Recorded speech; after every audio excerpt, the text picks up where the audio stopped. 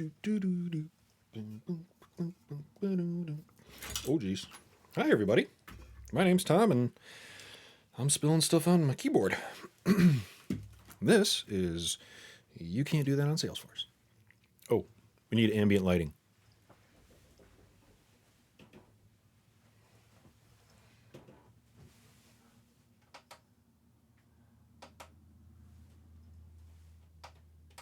Uh-oh. Hey-oh. All right, we are on the air. The sign says so. And let's see. Let's check. Stream's on. I think the stream's on. Yep, stream's on. All right. Gotta push a couple buttons, and we'll get going.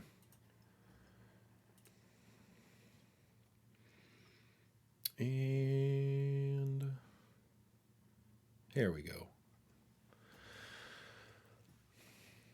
All right. What are we doing today? We're going to make bad decisions with the with HTTP callouts and flow. And we messed around with this last week, and we were looking at what did we do? We used Macaru to get some fake data, which I still want to do some more stuff with that, but set up a Macaru endpoint to get some account data, and we used that to generate, which was a little bit painful, external services for Salesforce with the Open API spec Swagger, I think. Yeah, Swagger. Did that pretty manually. It wasn't super awesome to do, but we did it. And popped that into Salesforce, used a HTTP callout in a flow, and it worked. And that was kind of amazing. So then I thought, well, what else could we do with that? And what sinister things could we do with that probably don't make a lot of sense, but hey, it's worth trying anyway. So I thought we could try to do Salesforce to Salesforce callouts and callbacks using HTTP callouts in flow from one org to another, and maybe we'll just do something like send some account data over and then send it back, and probably cause some infinite loop and make problems for ourselves in the process. But hey, we can do a little bit more with callouts and external services. And I'm also just curious if there are other ways that two Salesforce orgs can talk to each other. This probably isn't the first go-to way, but it may be interesting. So I've got two Scratch orgs. I've got Flow Callout 1, Flow Callout 2, very cleverly named. We're going to work in Flow Callout 1 to see if we can send an HTTP callout to Flow Callout 2. So that's probably going to mean that we need Flow Callout 1 to have credentials for Flow Callout 2. And then we'll also have to do a little bit more Swagger, Open API spec stuff to tell Flow Callout 1 org how it's going to communicate through callouts in Flow to Callout 2. Probably going to get confusing, or at least confuse myself, but let's just see what we can come up with here. Okay, so in order to, we're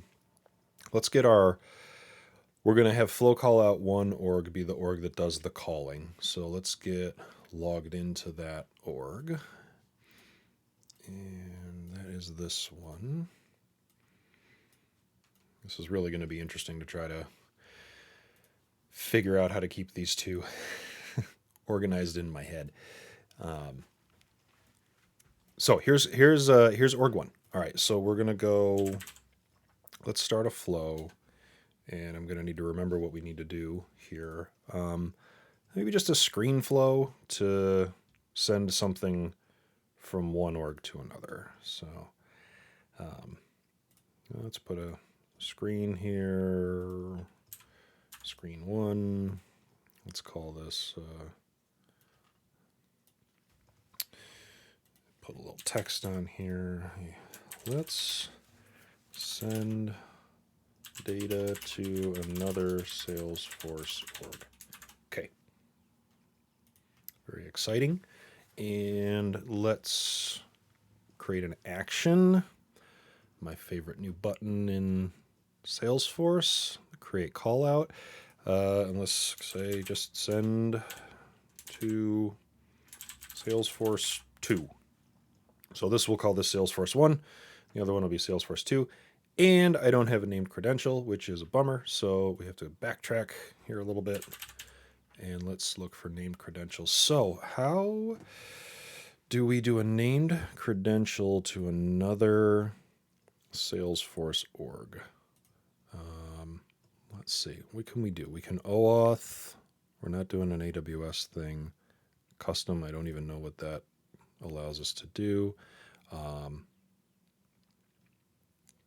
So maybe we just need to do a browser flow from this org, this Salesforce org to the other Salesforce org. Let's try that.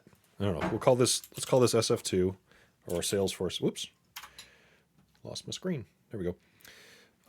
Let's call this Salesforce 2.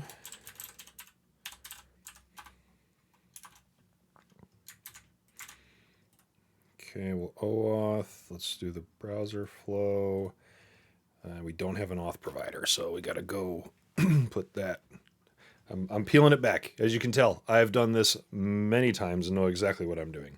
That is not true. I'm going to take a drink of water over here, though. All right, so we'll backtrack. We need an authentication provider to make the OAuth stuff work.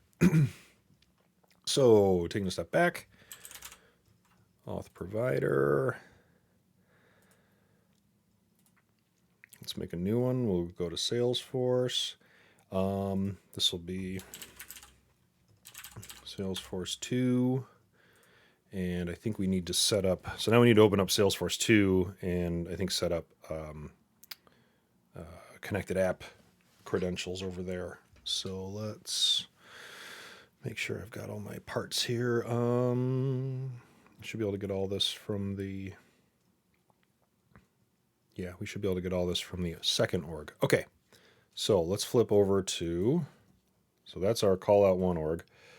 I got callout 2 here somewhere. Here we go. All right, let's fire up callout 2. And then I think we need to create a connected app here, and which is in. I'm going to the wrong spot. Yep, we need to go to apps, app manager, right? New connected app. Let's call this Salesforce 2. Put my creds in there, sure. And where is the. Need to enable OAuth.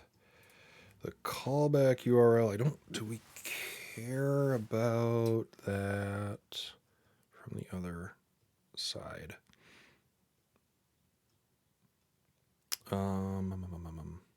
We need one, so let's see. The auth provider is gonna. Does it need to send it back? I don't know if we care. I'm just gonna be cheeky and just put localhost in here. We'll see if that matters. We're gonna need. I'm gonna go way overboard and let's do. Well, I think these are all unique though, right? So we need.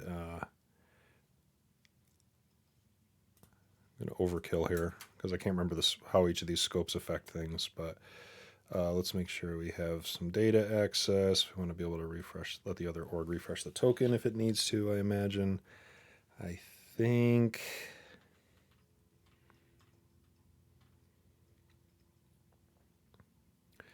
Connect REST API. We might need, maybe we need the Connect REST API. I don't know if that might be redundant with this. With the full API. Okay, let's go with that. Secret for web server token. All right, hopefully that's. Hopefully that gets us what we need. Okay. And we'll have to wait here for a second to get the changes to take place. Now, what we also need to pass in here. So I have to look at we need to get some info about this org. I think we're going to have to set up a user also so that we can actually, well, no, because if we do OAuth, hopefully it doesn't care. But we do need org info here. So I'm going to completely forget what that command is, and we'll take a look in the commands here. Am I in the right place? I think I am.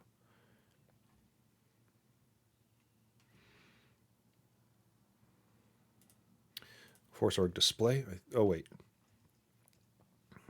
Was this replaced with something? Let's take a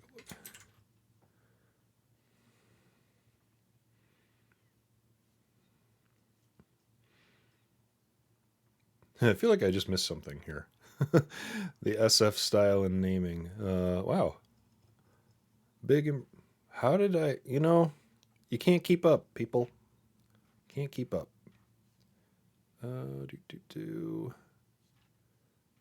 What changed?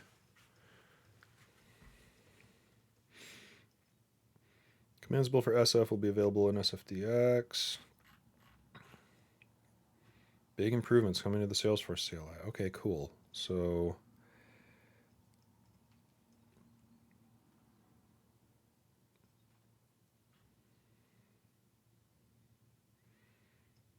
Oh, I see. So there's some styling changes.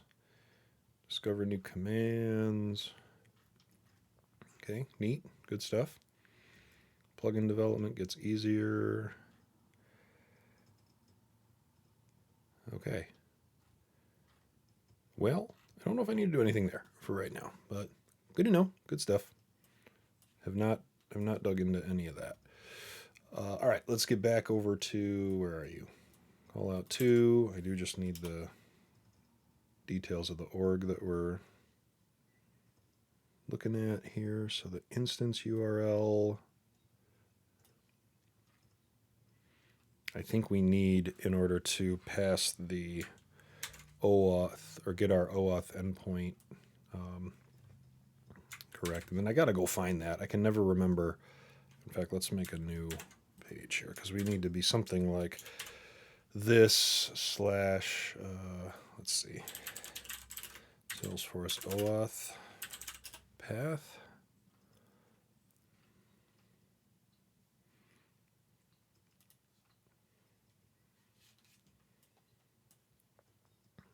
Okay. No, that's not super helpful. I just need to know the... Hey, thanks, Del Boomy.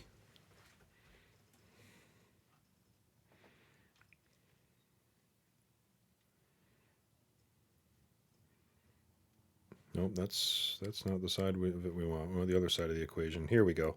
The authorized URL is this, or I think it's going to be our stuff with this attached to it. So I can call out to, oops, I think we got to hit that as our path, our authorization, and then if it's, I think we need to give it a token too.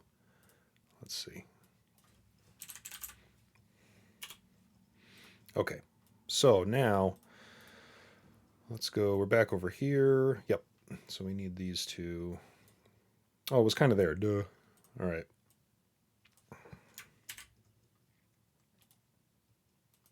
I have to grab the token and secret, or the key and secret as well. All right, so we've got our endpoints for Salesforce 2 org, and where was our Salesforce 2 org?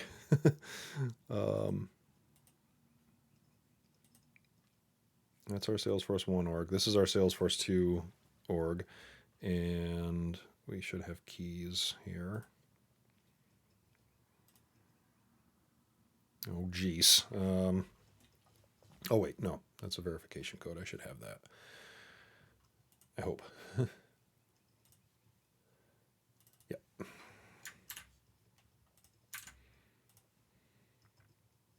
Okay.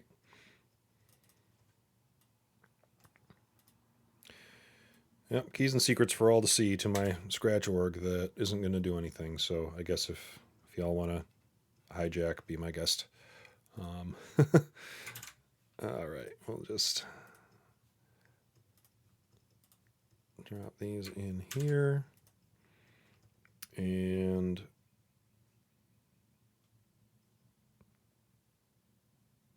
we'll let Salesforce decide on the scopes. Hopefully that'll work. And let's call that good. All right. So there's our auth provider. Let's rewind now. Hopefully we can get back to our credentials. All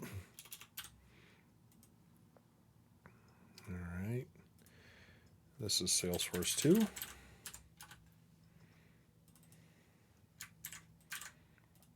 And we're going to OAuth, browser flow with our Salesforce 2 provider.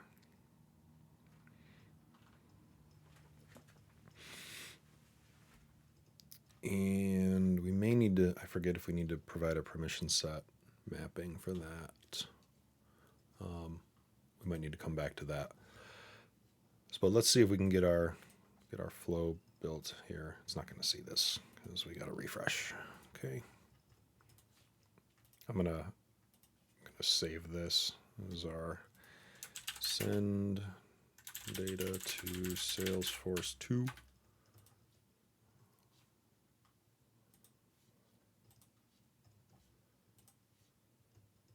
What?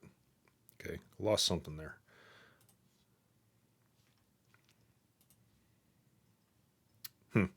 Guess I crossed the streams maybe.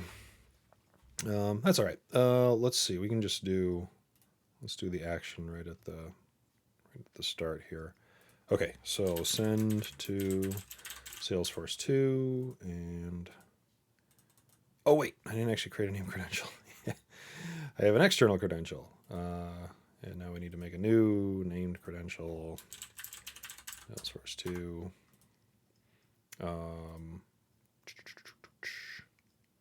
Do I need the URL there? And if so, what do I need to provide?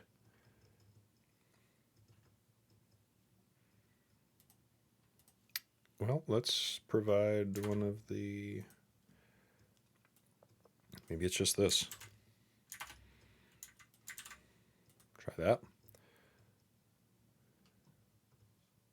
Leave that all the same. Hopefully we'll get some, oops, we'll get some error messages between here and there telling us what's wrong. Okay. All right, back over here. Try again. Build our call out. Getting lazy with typing, so I'm just going to say that. All right, so there's our URL, and we're probably going to need to, I think we need to modify that because we're actually going to hit the REST API, so it's going to be something more like /services/stuff after that. But for now, let's, we're not going to get much here because I don't think we have, well, wait a second. We probably don't need I forget, if you want to stand up an external service, you need a Swagger API file. If you just want to use HTTP callout, you don't. We can build this according to what the API itself needs. So let's call this create account. We'll just create accounts from one org to another, and we can only pick post, or we can only do gets. Really?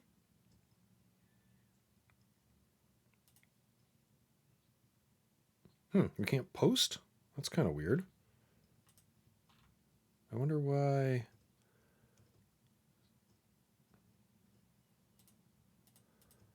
Maybe that's part of the beta. Maybe we can only get data. So I can't post to open inner drink. I can't post from here. We can only do gets. Well, that's okay, I guess. We can get. We'll get an account from one org to another. That's fine. And then from a Salesforce, let's see, REST API. What does our endpoint need to look like to do that? This is probably not the fastest way to go through this, but we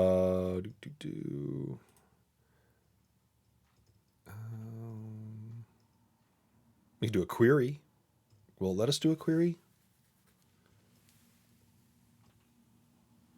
We could, I think we could just try a query. Maybe that's the easiest way to start. So we just select ID from account or something, something like that.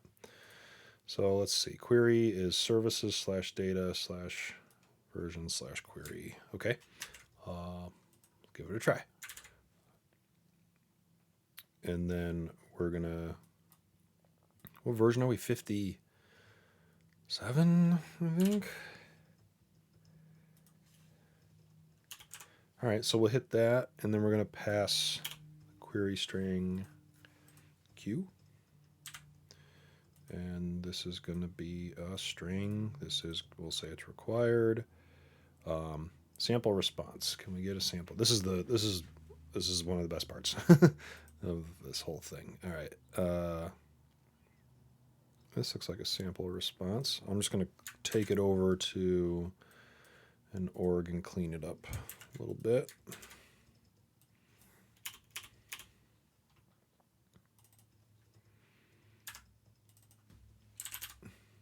Pretend like we get one.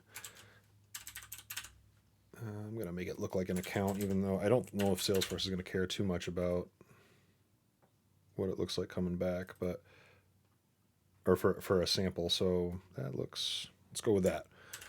All right, let's tell the org, hey, this is what a sample response looks like. And records, item, attributes, done. Cool. Okay, let's go with that. Yep. All right, so hypothetically, we've built our call out. Let's call this get account from Salesforce 2. Okay. Self-explanatory, I guess. We've got the API endpoint. We've got our query parameters. We're going to pass it a string and okay. Get account from Salesforce 2. Whoops, what just happened?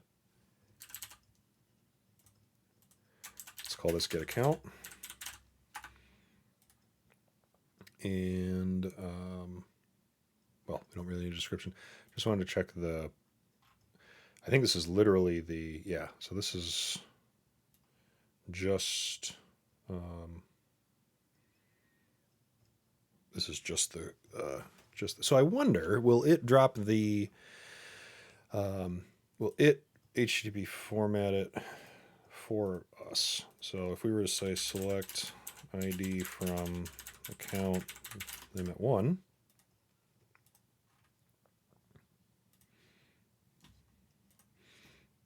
so get account from Salesforce 2. Okay. I saved that. Yep. So we don't have any accounts in Salesforce 2, so we should flip. That's our speed velocity. So customer SAS is 1, speed velocity org is 2. So let's create a new account in speed velocity. So we've got something over here. Fitting account. Let's put the website in. We'll return those two fields in our YCDTOSF. Yep. Let's return those two fields over here. ID, name, website. Done. Save. Okay. So for our credentials, let's see, we have our named credentials. Do I need to, is it going to automatically authenticate me here? Let's see, how's it going to do that? This was easy last time because our Makaru account didn't require much effort. But our external credentials here seem like, let's see, we're going to do a browser flow. And no custom headers. I mean, let's just see what the, let's just fire this thing, debug this, and see what we get back. So, hypothetically, everything's going to work right the first time, and we're going to run this, and we're going to get some data back from Salesforce 1 org is going to get data back from Salesforce 2. Let's see. Okay. Callout failed. Couldn't access the credentials. You might not have the required permissions. Okay. So we need to put these. This is I always forget this step. I think we had to do this last week. Let's make a permission set so we can drop our.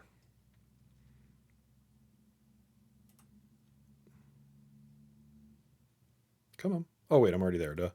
All right, we'll call this Salesforce 2. I'm going to use that name for everything. And we're going to put our name credential access in here for. Oop, where are you? That's weird. Let's go in the other direction and see if we can.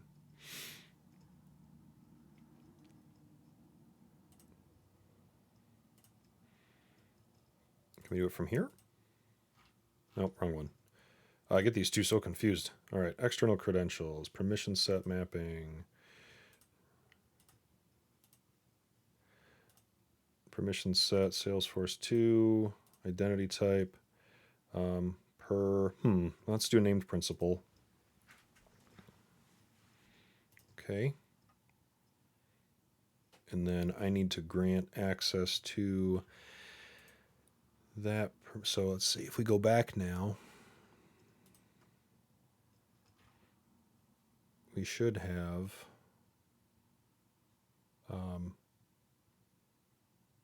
wait, let's see. Permission set mapping. All right, so it's here. Oh, we can authenticate from here. Okay, so let's do two things. I'm also gonna. It's like in reverse. It's a little confusing. So I'm gonna grant this to this user in org1, Salesforce org1. Done. And then I'm going to. I was trying to find this earlier. So we are going to authenticate. Hopefully this takes us through the connected app OAuth 2 over to our second org. I feel like I need a drum roll. Oh, redirect must match configuration. Okay. Let's see. Arcinfo was our redirect. Well, can we just redirect back to our org?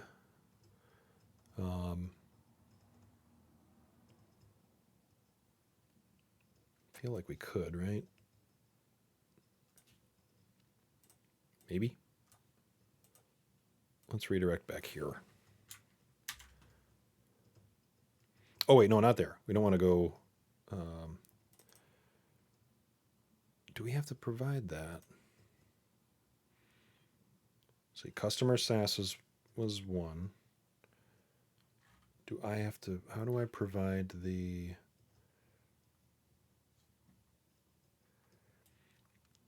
I think it's trying to go back here. I think I need to tell org2 that it's acceptable. I think I need to give it the,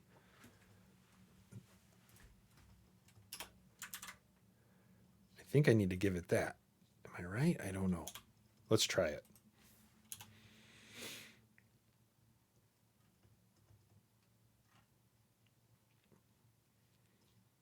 All right, let's save that. Take up to 10 minutes. Oh, man. What are we going to do for the next 10 minutes? Let's take a look at a couple other things and see if, make sure we're not completely lost in the authentication path here. Let me refresh this. I'm definitely jumping the gun because this is probably not going to be, ready yet, but let's see that happen again. All right. So it's going out to authorize, it's passing in our data and then our callback.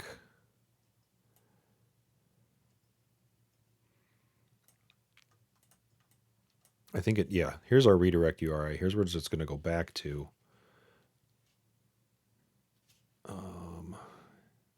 Oh, yeah, Doug, this is on the, wait. No, we don't know what that is. I don't think we know that. So let's grab this is what it's going to, where'd you go? All right, so whatever I put in there is probably not quite right. I don't know if we need just the domain or if you need the full path for the redirect to work correctly. So I'm just going to grab this whole thing, try to pull out what we need here. So it's hitting this, and we need the redirect URI to match, which goes to here. /services/auth callback /Salesforce 2. Okay. Let's pull that apart, and we'll have to put that into kind of want to whitelist this over on the other in that org. /services /auth callback /Salesforce 2. Okay. Copy that, and let's go back here.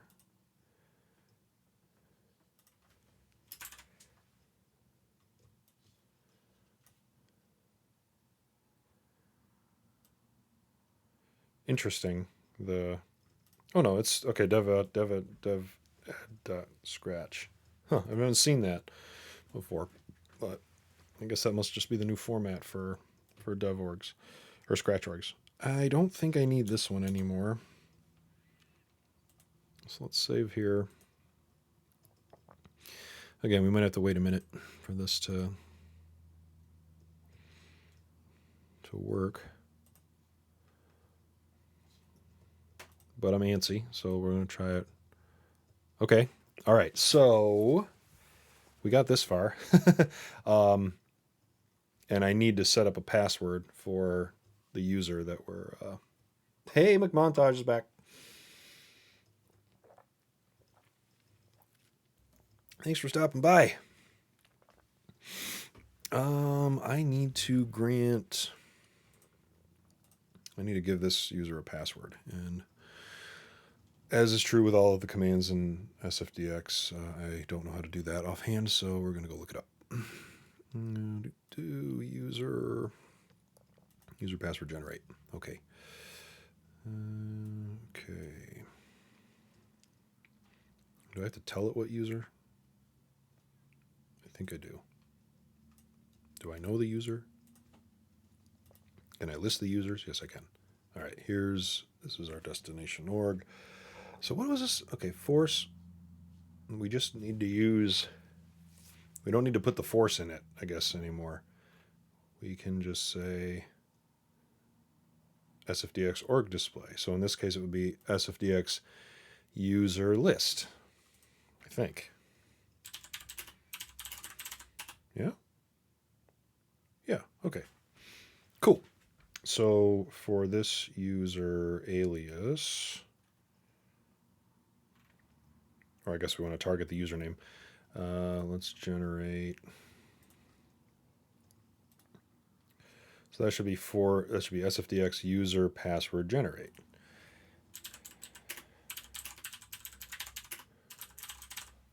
So basically they're taking the colons out of everything. Late to the game. And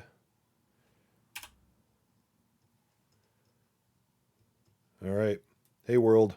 Steal my password. Have at it. Okay, meanwhile, back in our OAuth flow, I think we're here. This is our user. Here's our password. Ready, go. Oh, an unexpected error. Oh, the requested scope is not allowed. We didn't pass any scope. Dope. All right, we do that back. Either, well, is the scope not allowed, or is it... Well, I didn't pass one, but I didn't think I needed to. Let's go back. Let's go back. All right, here's our... Is it where can we define scope? Here is where we can define scope. What did we grant? All right, let's go way overboard. We'll do all these. API. Are these... I can't remember if these are comma delimited or web. API web full. Chatter API. Refresh token offline access.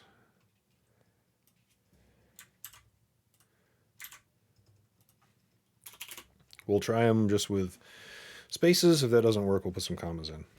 So let's see how this works now. So those should match API web full. I think we just need API and refresh and offline, but we'll do the whole thing. Okay, we're authenticating. We're at the front door of our org, our second Salesforce org. And hopefully we can finish the OAuth here. All right. Whole lot of access to a whole lot of things. Sure. And now we're back. All right, cool. So we should now have, so Salesforce org 1, where we're doing the HTTP call out with flow, to Salesforce org 2 has a OAuth connection between the two, and now our flow hopefully will do its thing. So let's go back here. I'm going to refresh this because I have no idea if it's cached or not. All right, so this is just, again, to recap, where we got our external, created an external service on the fly with the HTTP callout action. And we're just calling the Salesforce REST API. We're going to query all the accounts in the other org, of which there is currently one. So I'm only going to do a limit 1 here. And I don't think we need to do anything there. So let's debug. And oh man, would you look at that? Did we get what I thought we were going to get? Records, sample account.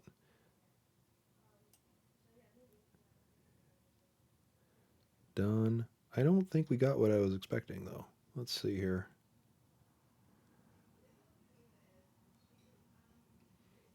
Name set, true. Name. Sample account. I don't think we got what we expected. What is this? Sample account for entitlements. Oh, is it though? I was expecting to get this back from the other org. And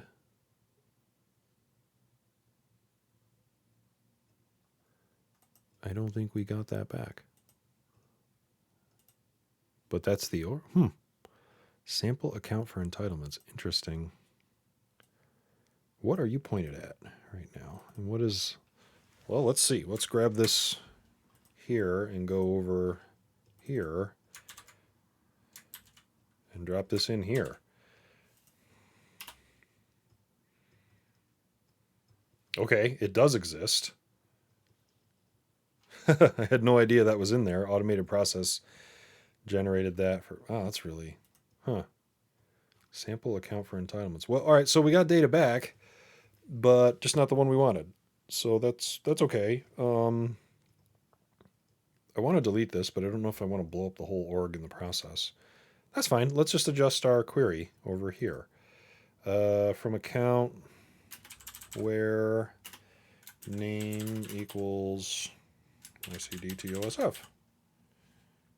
And limit 1. Okay. I know. Just take your accounts and like them, right? Be thankful. When I was a kid, accounts had to walk to school uphill both ways in the snow. Okay, let's see if this works. So interesting point here. This was the REST API recommends that the query be URL formatted, so it should have plus signs and stuff in between it. I guess I didn't have to do that so far. We'll see how it likes these single quotes here. All right, let's save this and we'll run it again.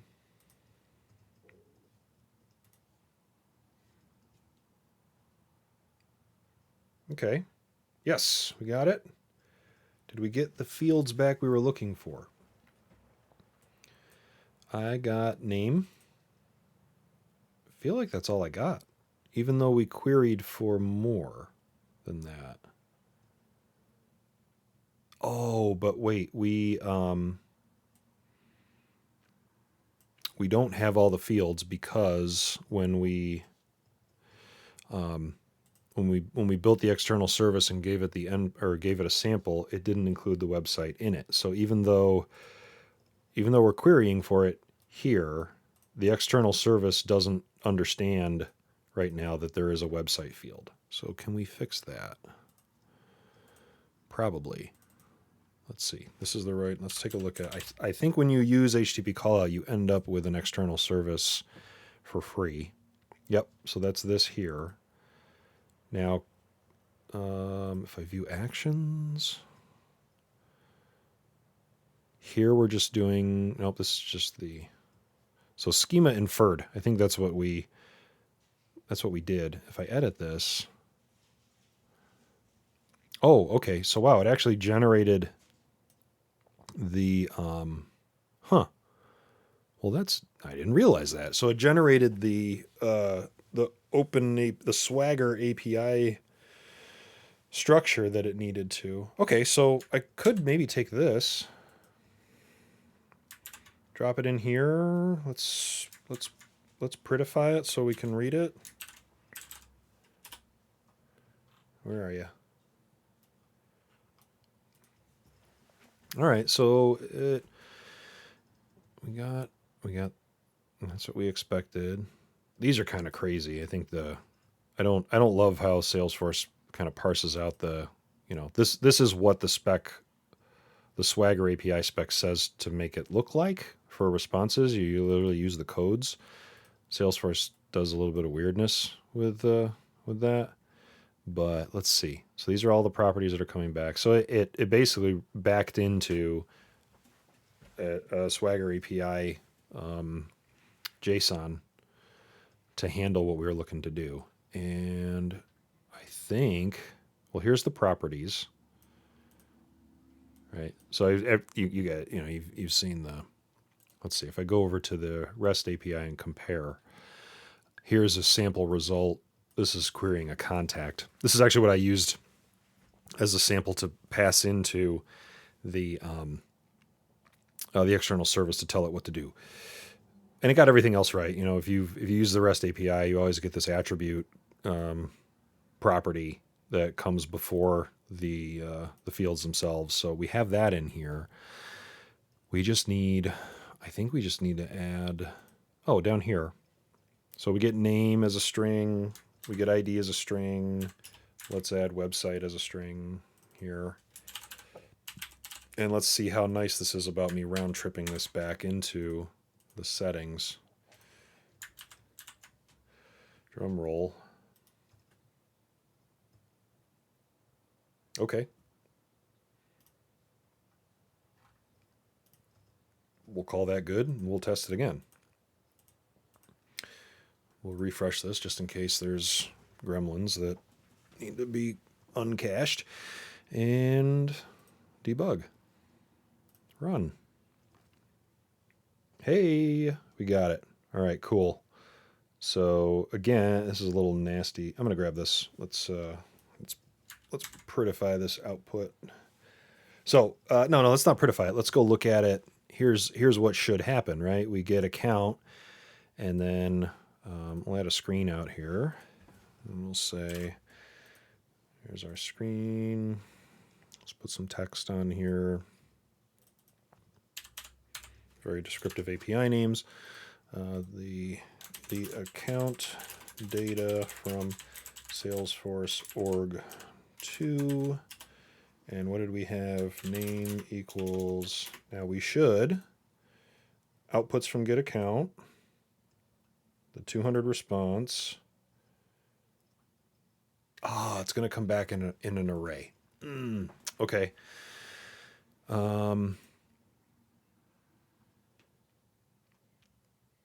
What is that going to show me? Let's do it. Let's do this another way. I forgot that that's a collection. And it should be a collection, that's right, but it is a collection, so we're not going to be able to just reference one of them here. Let's just do a loop. Let's see, loop results. Or actually, maybe I could just do, well, could I just do an assignment, right? Could I pull the first, get first account? Let's try that.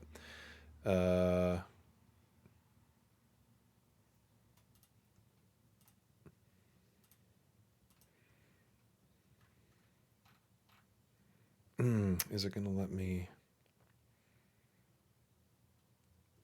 I don't think it's going to let me do that either. Okay.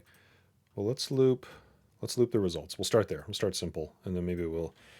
Sometimes I gotta dig around to find the syntax for this. So we have our what? It's not here either. All right. I was expecting to see be able to step through and find the results there. Okay, well, all right. We're gonna go back to the very simple just to see what the output is here. Because that's not as much fun if I can't actually get at the data. 200. So that's an apex defined collection, but it thinks it's an apex defined collection. Maybe it doesn't know what it actually. Is that something that we can tell it? Let's see what this does, just for fun.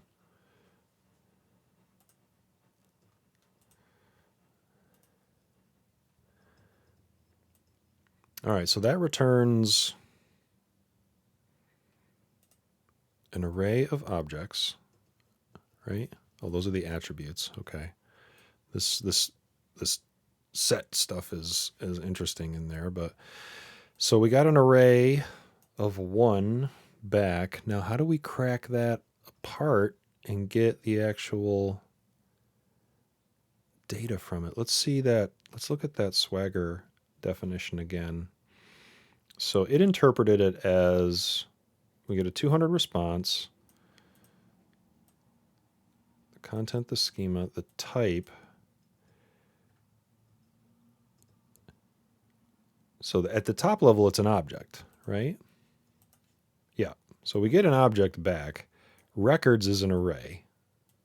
Does it understand that? Records is an array. It's an array of objects. And we have what we need. So it should know that records is an array of objects, but we can't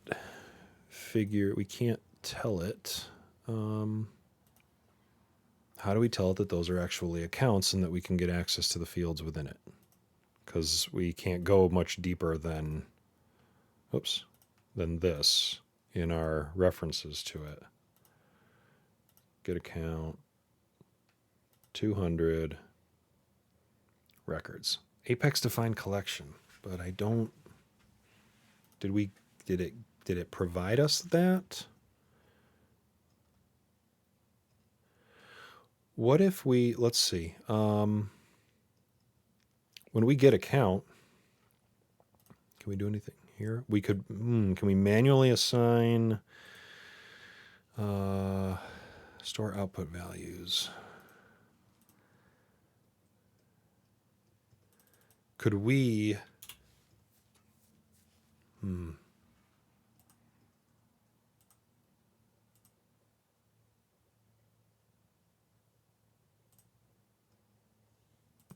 we just have the 200. Yeah, I was hoping to loop through those. It seemed, let's see, get them here. So I tried to do a loop. Maybe I missed it. Let's see, loop. So my hope would be here in this collection variable, I'd be able to drill into that result. I wonder if I could assign, can I assign the results to a collection? Let's try that. Let's create a collection of accounts.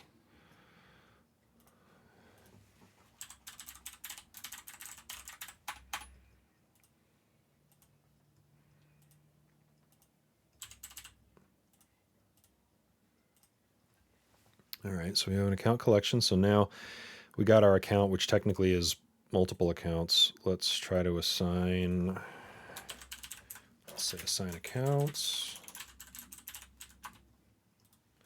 And we'll make our account collection equal,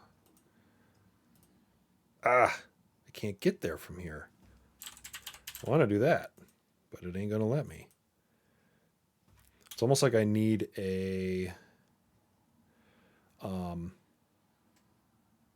I wonder if I need an apex defined variable that represents the whole response so that I could then assign the 200x part of all of this. Probably back, let's see. I think it's going to take this schema. Yeah. All the elements within the properties, I think, would be the object we might have to define and then pass the result into. Well, we could do that. That'd be, I just don't see any, I can't traverse, I don't think. Get to 200x. I can't go any further with the account collection assignment. Yeah, I think I probably need to make an apex defined class and make that a collection and then try to assign it there. But it looks like I can, this is as far as my assignment will go. Okay, well let's try a few other things here. Cancel that. Save this. I don't know if it's anything worth it here. So let's see, an apex defined. It's been a minute since I've made one of these, so I got to go look this up.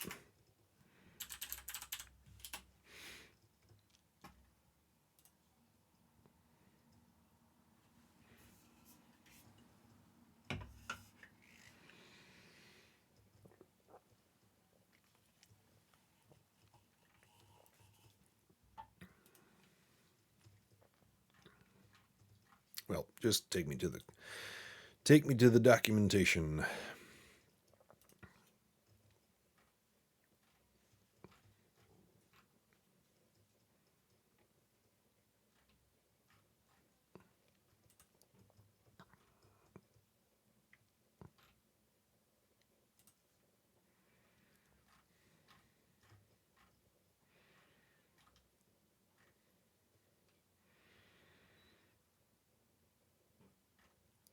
All right, so we just need to create we just need to make a class that we can serialize to, I think. So, well,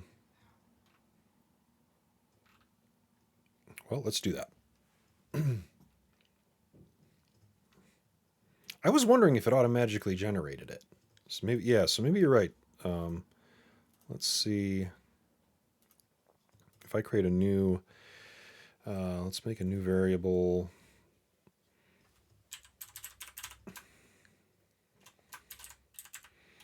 Or we'll just call it, response. What did we get? Whew. Oh, here we go. Yep. So what are each of those? I can't read them. Let's get account. Oof. Oh, there's records. Okay. Records attributes. Is there one just for the 200x? Yes. Okay. So, all right, let's just call that response. Good call. Look, montage. Yep, it was the external service. The HTTP callout was kind enough to generate everything for us, the service and the Apex defined class. So,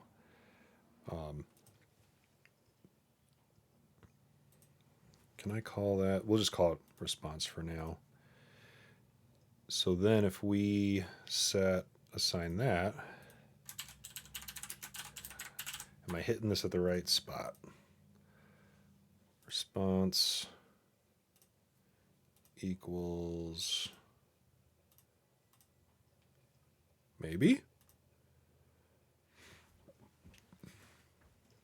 Oh no, did I miss the do I need a collection at the at this level? Because it feels like I'm passing what I'm actually passing back is this object that contains the records. I haven't gotten to the records yet. Let me see if I can loop. Let's see. Can I loop this now?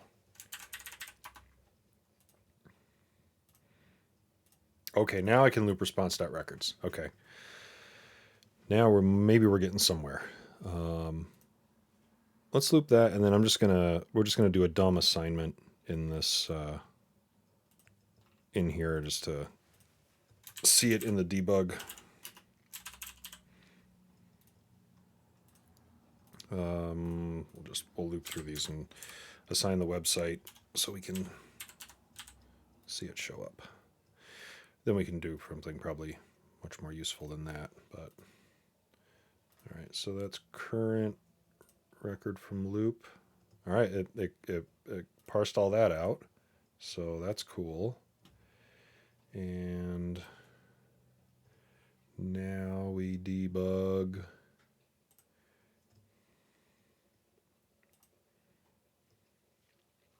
Okay, got it. So now, all right, so it created I want to go find the classes that it created. Let me pull. Wait, that's float. That's callout 2. We're over here in callout in our callout org 1. And let's see if I can pull that stuff down. We can take a look at what was generated. A lot of stuff. Okay. What did we get? We got, get out of here, notifications. What did we get? Well, we set up an auth provider because we wanted to authenticate out to the to the other org. We set up our external credentials and the registration. I'm not sure what this is a new metadata type for me, but I guess it has to do with the oh no, it's the external service. Never mind. Okay. That's our flow. We have a named credential. We needed a permission set. Did we get any Apex though? Okay. Interesting. I was expecting to see those classes. I'm going to look in the dev console. Good old fashioned. Maybe they're in the registration. Let's see. I don't have any classes. So those Apex defined variables must be presenting themselves some other way. Maybe in here? There's not much here. Oh, wait. Wow, that's... Nothing like a little encoded JSON in your XML file to really make you question how you're storing data. But okay. All right, so that is the. All right, so that's just the schema that was generated. Well, where are these Apex classes? Huh. Because I came over here, right? We created a response. We picked. I wonder, is external service maybe is that a namespace? So let's go back. Where was my dev console?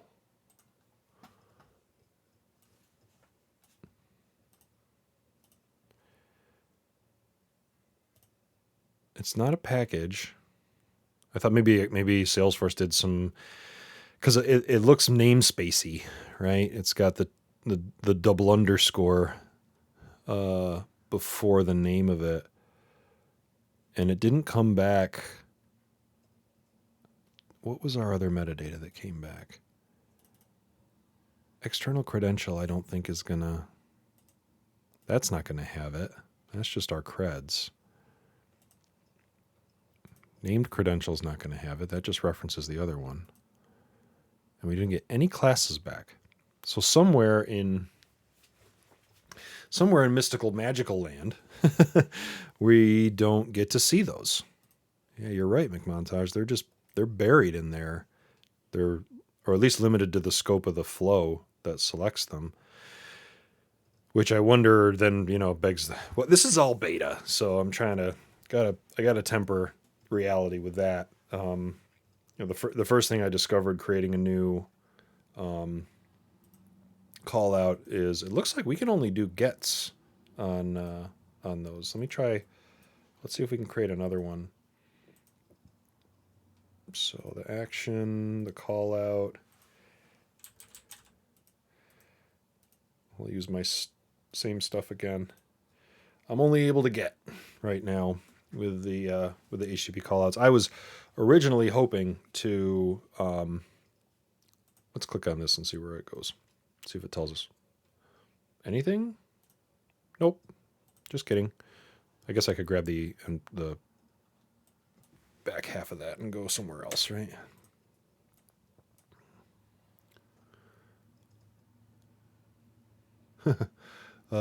Sure. Let's grab this. This is intuitive.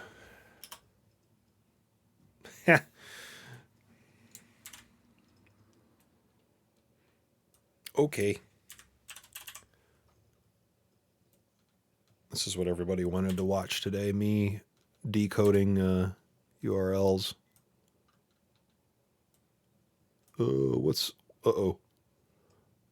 Is that a slash? I don't know if these are slashes.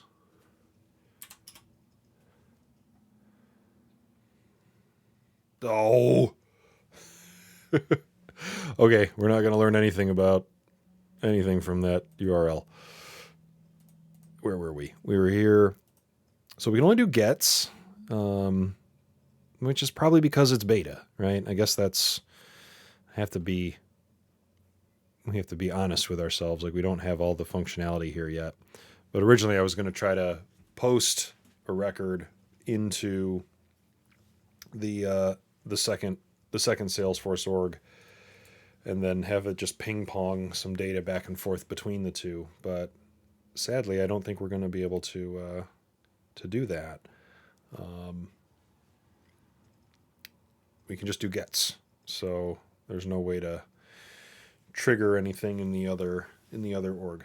But still, we got one Salesforce org talking to another Salesforce org to get data out of one and into the other, at least to be able to query. Let me throw another. I don't see any reason why this wouldn't work, but let's create a second account over here. Can I just clone this? No? Can't clone the account? All right, well, we'll create another one.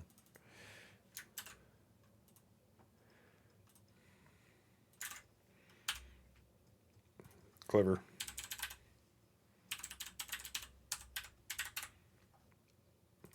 All right. And fire this up again. Can we, do we get any, if I open up a dev console,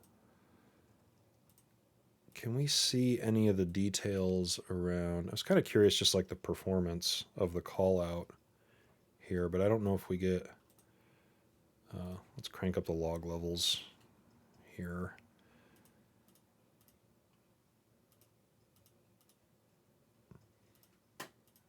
I'm going to do them all. We're going to go crazy.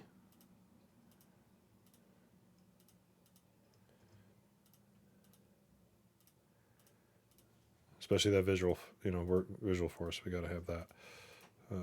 Most of these we aren't going to hit, but that's okay. All right, let's see if we can observe any details when we do run this.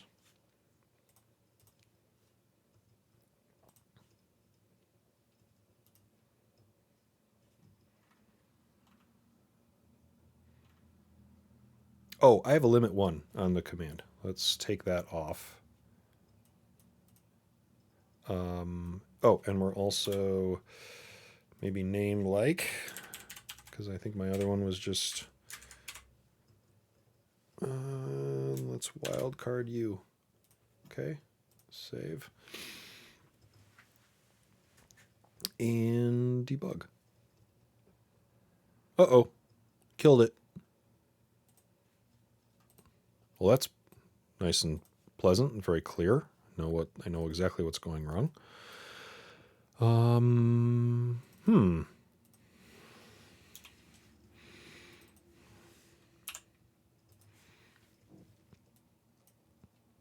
I assume it's some syntax.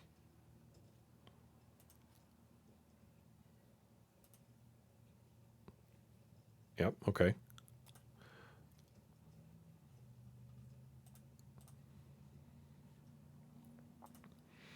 I mean, I don't mind pulling back that other weird account that was created for entitlements. So we'll just take everything off here.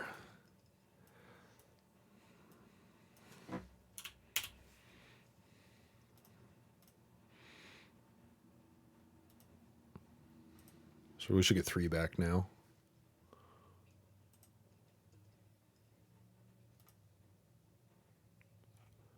And we do. And let's see, we got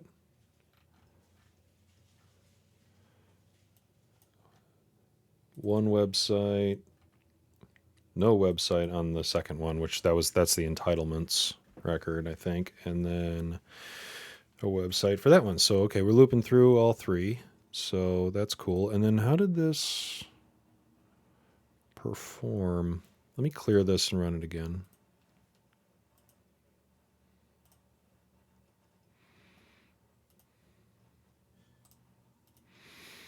Let's see.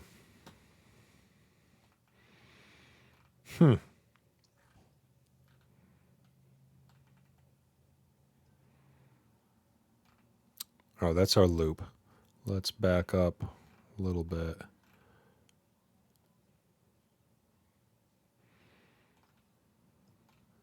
Here's a few data points. So no Social or DML. That makes sense because we're calling out. This is none of our data.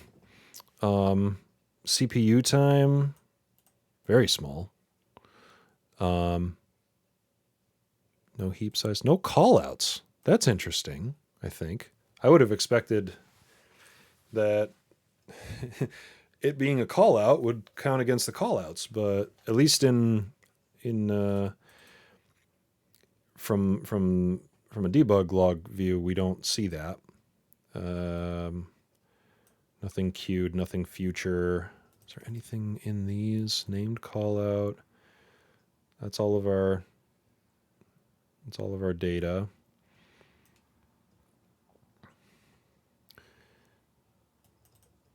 Interesting. I wonder, that doesn't look like a token.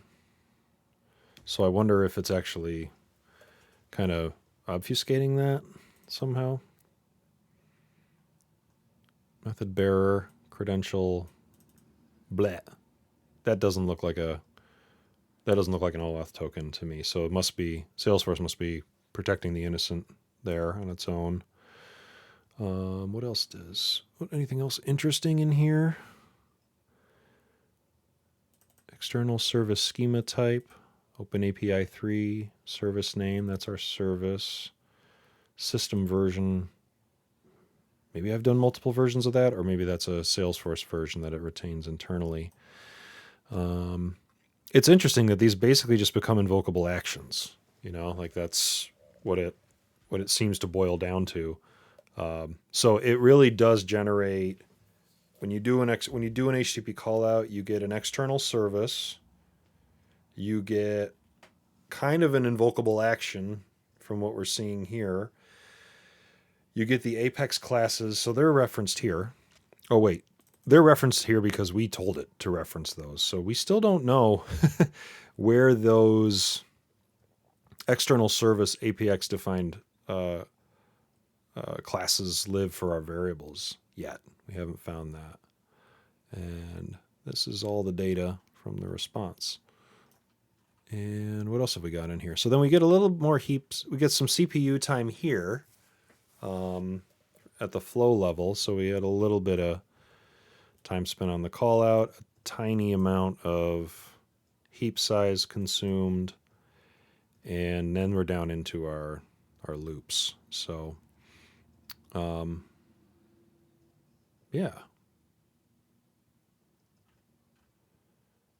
No big fat performance call outs offhand from making the call out. Probably bad word to describe the thing that we're don't use the word to describe the thing that you're describing. Those are just variable assignments. Okay. So not bad. And it worked. I guess that's the other part. It actually worked from end to end. So we got our orgs talking, and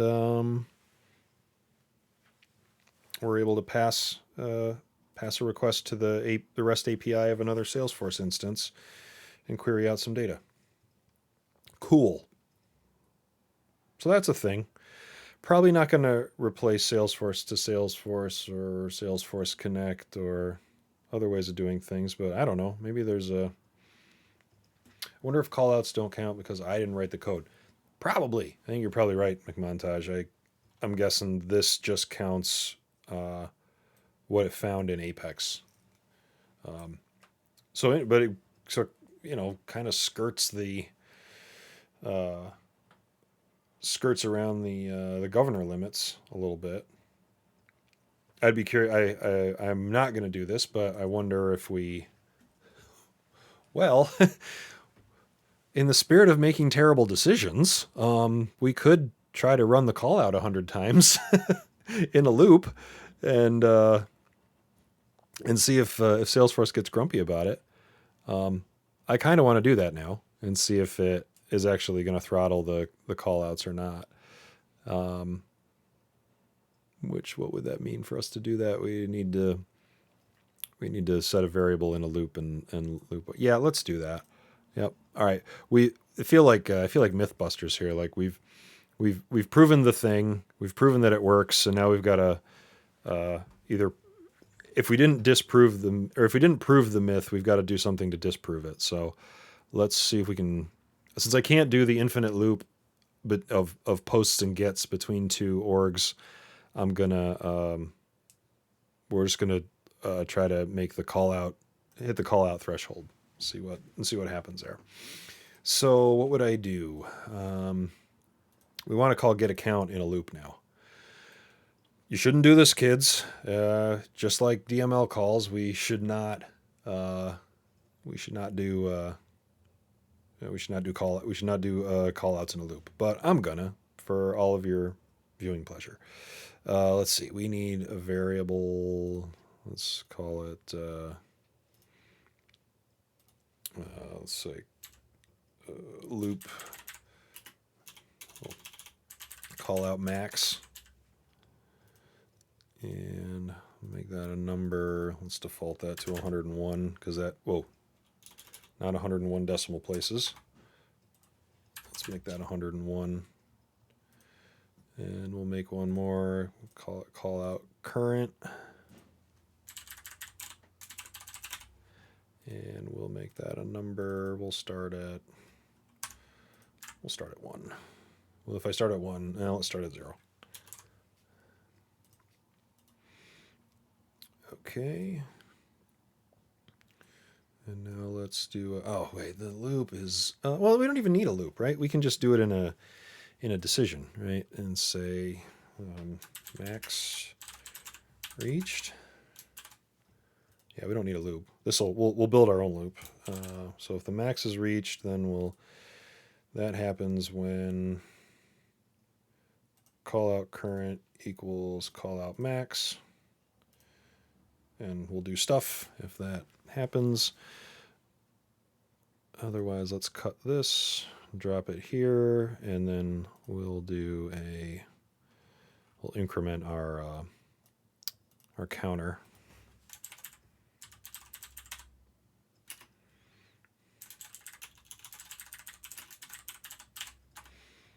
Okay, call out current, add 1, done. If we are done, then let's connect outside of this.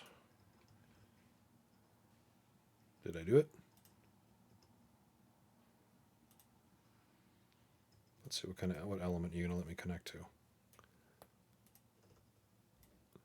That should let me bail on the.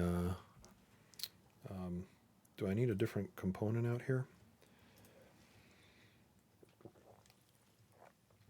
I'm going to put a screen out here to see if I can connect to it as a next step element.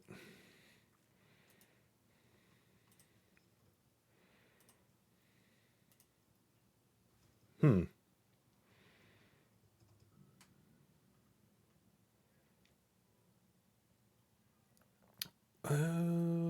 think I'm doing. What am I doing wrong?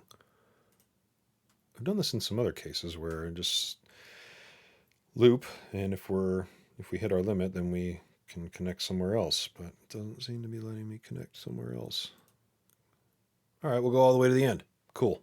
We'll bypass all the. I guess we don't really need all the other stuff here now. I'm going to take a few things out. I don't. We proved that we got our data, so we don't really need to loop on that. This screen I don't think is doing anything now. We'll increment. Let's delete that.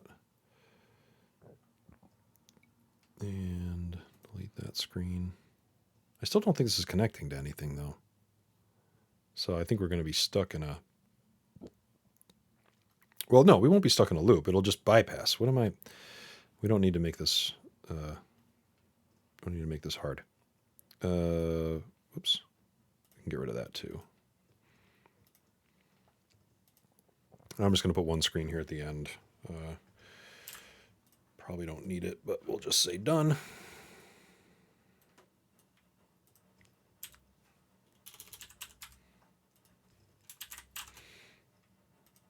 Okay. All right, this is a terrible idea, and we're going to try to hopefully do 101 callouts with, and let's get our dev console dialed in for this too.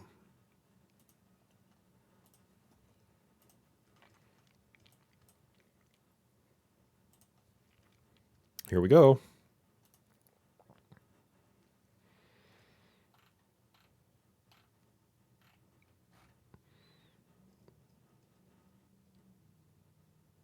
Oh, right. I did it backwards. All right. We need to go. Let's see. We need to back into this. This needs to go up above the decision, right? And this needs to go above the decision. And if it's not reached, then, all right, here, okay. Then we need to go back here and do it again. All right, it was perfectly backwards, the logic tree. So now we're going to get an account, increment the thing. If we didn't get to the max, go back and repeat. Get rid of our debug instances of this. And now we should make a mess. Let's clear this out too. See if we get anything. And here we go.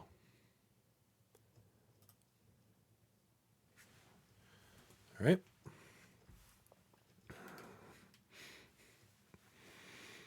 Yeah, basically a while statement. Yeah.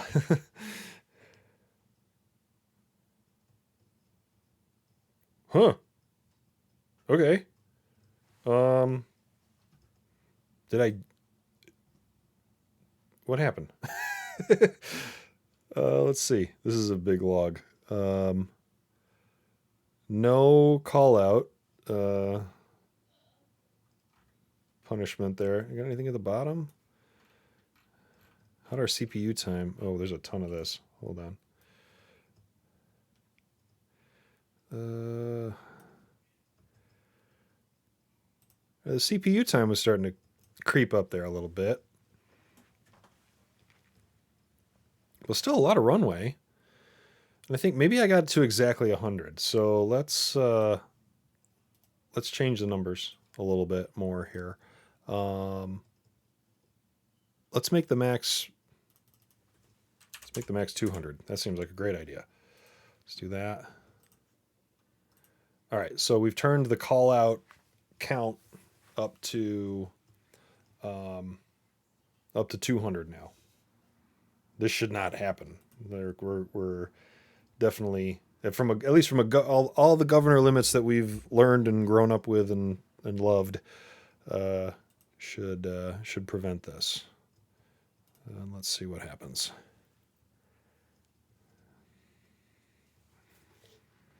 I think you're right, McMontage. It must be some, separate process that's handling each of those. And again, it's all beta, so maybe we're touching on some stuff that hasn't been dialed in because it is beta.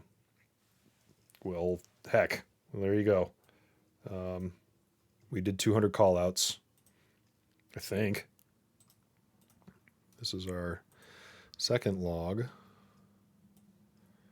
All right, let's find our last call here. Still getting after some CPU usage. Not, of course, not surprising there. Nothing really, nothing stopping us right now. I don't think making 200 callouts yeah, exactly. I am so in trouble right now. Who's that guy that's messing with the HTTP callouts? I won't put it up any higher. Promise. We'll stick to 200. If we can do 200, we probably could go. We're probably going to get up to 300 or 400 before the at which point the CPU timeout is gonna hit us. So caused enough trouble with that. But hey, I mean, I think this feature is super cool because there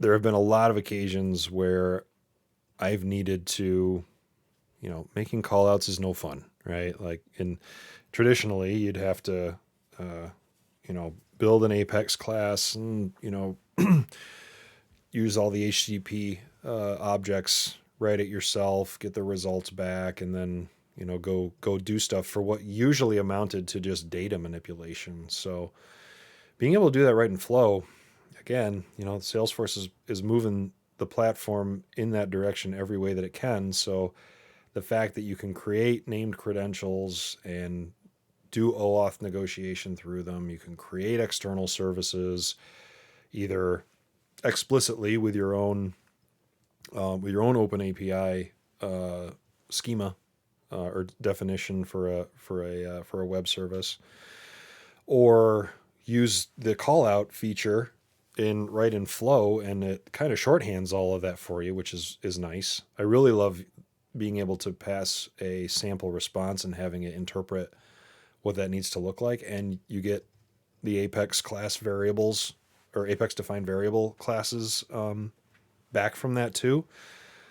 It's pretty sweet, and I imagine it's going to get sweeter. I imagine we're going to be able to do more. Let me drop another one in here just so I can talk at stuff while we're going through it. You know, I imagine we're going to be able to do, more methods are going to come. We can only do gets right now, but we'll get the usual HTTP methods and be able to do other stuff. I'm going to guess that we can't post or we can't post, put, patch, and delete, because those all of those have to respond with something that indicates the success or failure of the output. And maybe that's, whereas with a get, you just define the schema of what's coming back. With a post, you kind of have to, or with those other commands, you sort of have to define the schema going out. Well, at least for Salesforce's sake, we need to be able to tell it what we want to send. And then we need to be able to tell Salesforce what we're going to get back. And I could see where that gets more complex. So that's maybe why we're just only allowed to do gets right now. But that's okay. We could do gets from either direction here. Are there other ways to to get at this same use case of calling the REST API from one Salesforce org to another? Yeah. Maybe better ways of doing it, but I just thought it would be kind of a fun experiment to go, Salesforce to Salesforce with this functionality. So, and with all that said, no lines of code. So I think that's pretty cool. It's pretty cool too, right? Like being able to do an HTTP call out from as a low code implementer of Salesforce. That's pretty neat. I think one place where things maybe have to catch up, well, I guess it doesn't matter too much from the call out perspective. The external services, I do think the OpenAPI spec that's a little esoteric, and not all web services out there publish that for their services. So you have to kind of go get that if you're doing anything more than if you just want to go create your own external service. Actually, if we step through that real quick, like this would be the alternative, so everything that the flow generated for us, we can do ourselves from from MuleSoft or from an API spec. So if you go down this path, this is a little harder because it assumes that you've got that schema, that OpenAPI / Swagger schema somewhere that you can provide. So either some URL out in the world, you can provide the JSON, you can provide a file, but you got to have it. And I don't think it's going to let me go any further until I do. And if I put some junk in here, I'm sure it's not going to parse correctly. Yeah. So the challenge is I think getting this sometimes. And fortunately, the call out process and flow reverse engineers into what this needs. So maybe some of this external service could do more of that, or maybe the future is we just don't worry about external services and we just are configuring call outs. I really like passing the sample response that we had. I'm going to get rid of this here. Passing the response here. So again, this generated our OpenAPI spec for us, and then, oops, there was somewhere that I could update the. Oh no, I actually didn't. I'm sorry, it was in the spec. So I apologize. I don't like how that refreshes every time. It's here where I had to go in and say, hey, we need website added. Once you have one, it's not difficult to, or once you have an example, it's not difficult to go and update. there's a lot of nested structure here, and that was the other thing that was kind of intimidating when I was looking at this last week and trying to build one for a service like when we used Makaru last week, using their API. That was a little, there was a little bit of work to get that generated, and I poked around looking for some kind of auto magical dynamic generator, a Tron, and it didn't exist. So had to build that ourselves. But Salesforce was a little kinder with walking us through the process to do that. So yeah, so external service, HTTP callout, magic stuff. Still want to figure out where those Apex classes are stored. Again, not maybe we don't even really care. Like it's not something that I'm gonna necessarily reference elsewhere.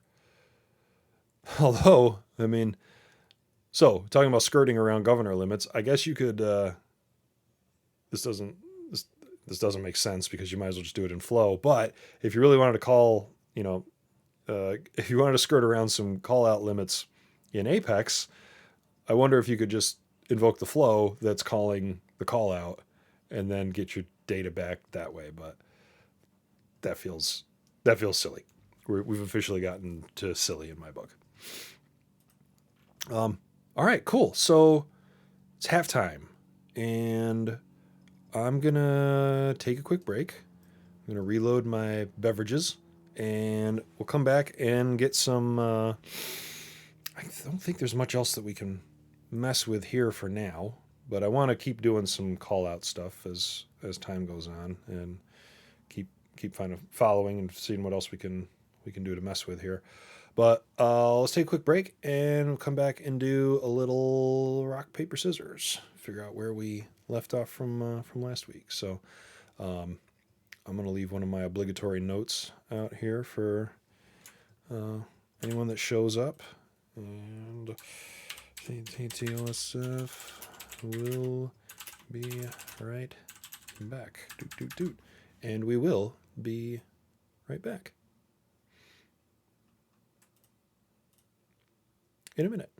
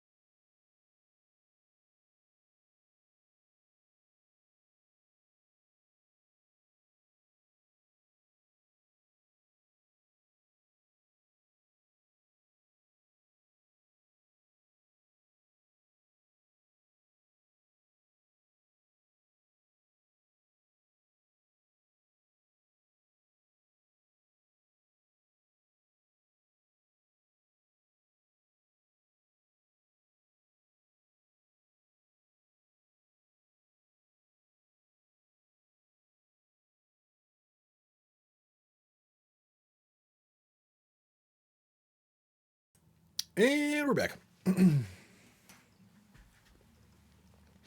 I definitely didn't just gobble a bowl of chili for lunch in 3 or 4 minutes, and I'm definitely not going to feel the effects of that anytime soon. Definitely not.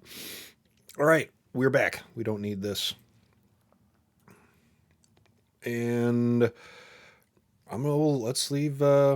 let's let us transition from flow callouts. That's flow callout. That's flow callout. We have a lot of flow callout tabs open as well. Let's close. I think we can close out pretty much everything there. And let's find some rock, paper, scissors. Maybe. Oh, wrong app. If I'm looking for a VS Code window, I'm not gonna find it in the Chrome browser. Here we go.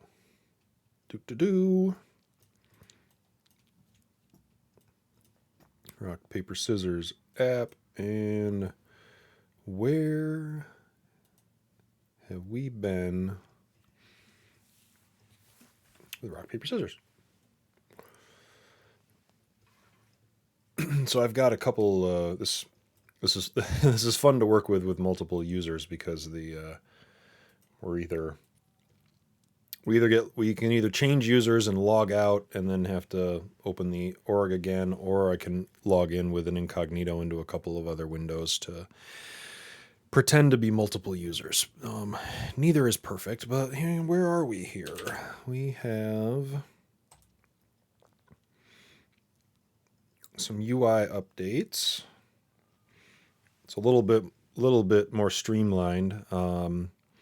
We have, in the case of a completed, in the case of a completed match, I combined the name and the play that the player made together because they were originally in like two different columns, kind of far away from each other.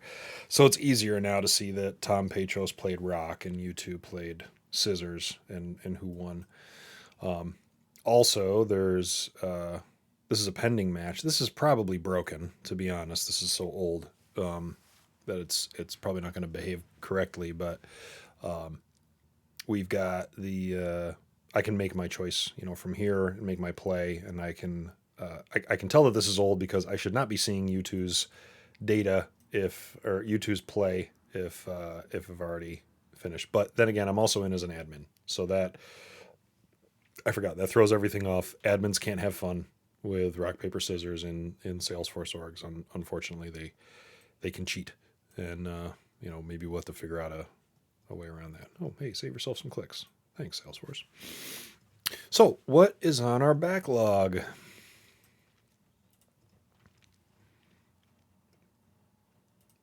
We checked. We had an issue with the sorting. I think that's been corrected. Moved some things around in the UI. Rematch, I think we've got that as well. I'm going to log in as just an end user, and we'll test that out. We have a little bit of maybe UI update to change the way that tie and weighting. They're basically both brown or gray right now, so maybe using a different color for one of those statuses would make sense. I want to.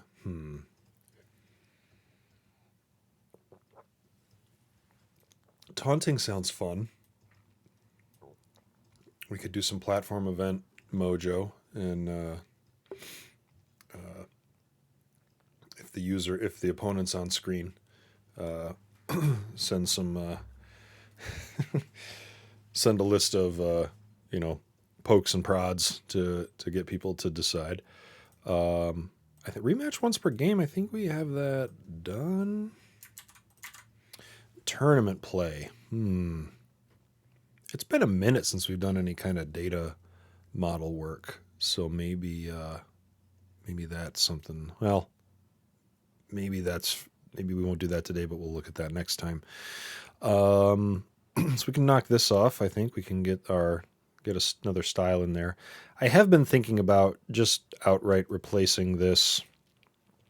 First when we first built this flow was the way to create a new game, and it still is. So it's kind of bulky. It's one of those things that like the UX evolution of the game, like we were able to bang out a flow really fast and it worked, right? And it upholds all of the logic. And I still want the logic of the new RPS game to play out, right? It's really where the business logic is for starting a game. But the UX is a little clunky, so actually let's log in as, I'm just going to go ahead and do, at the expense of having to log in and out and in and out. I'm just going to log in as U2 and start a match with U3.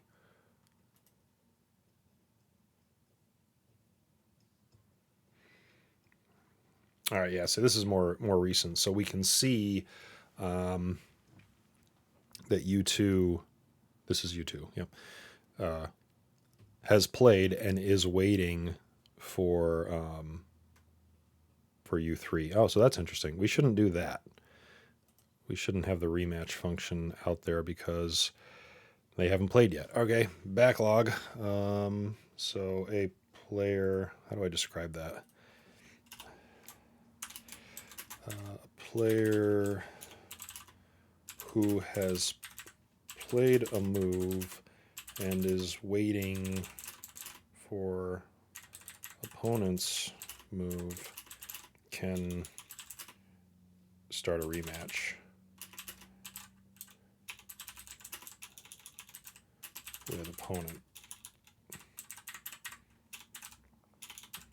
We don't want that to happen.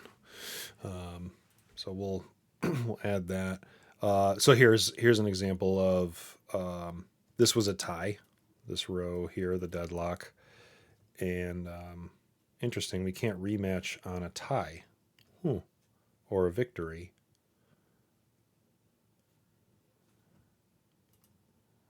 Which I guess on one hand, well, nope, because I can rematch that one, but I can't rematch this one. So that's a little weird, right? I can't rematch a tie.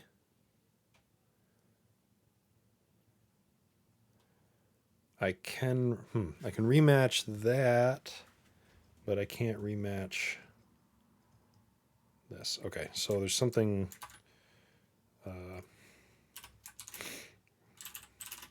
Can't rematch a tie.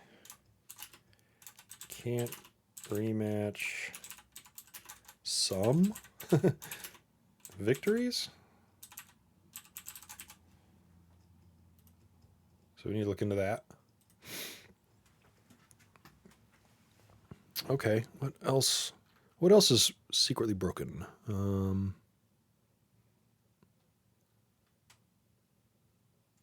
That's all the same. Look, talked about rematches. I was thinking about this UI.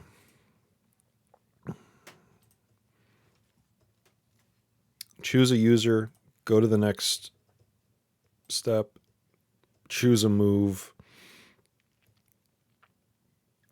I wonder if we could kind of riff off of the UI of the existing games to almost just have a button at the top here that's like new game. You're just picking who, and you're picking your move, and then that initiates a new game. Again, the business logic of all that inside of new RPS game, I think I would want to move into a record triggered flow, so that it's all the same logic, but we have to move it around, and then the UI could also respond. So I have to refresh now in order to see the new game out there, and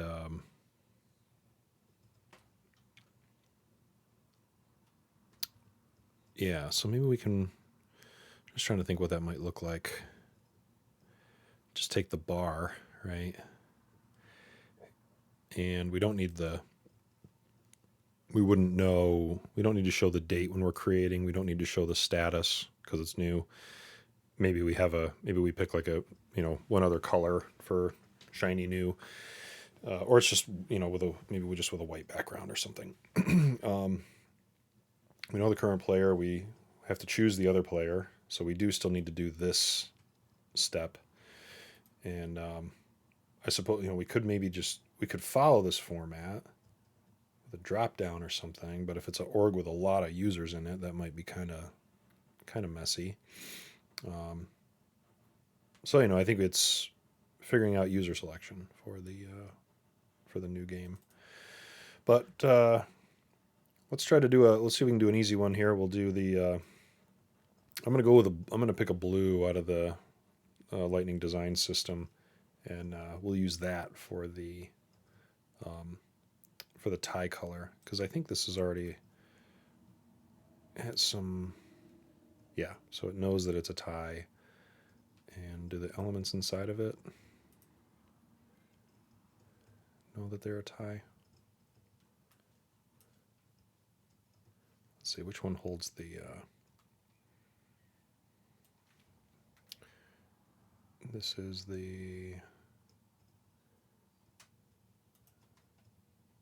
that's the badge. Okay, so the badge inherits through inherits the tie status. So let's see, what's our CSS look like for this?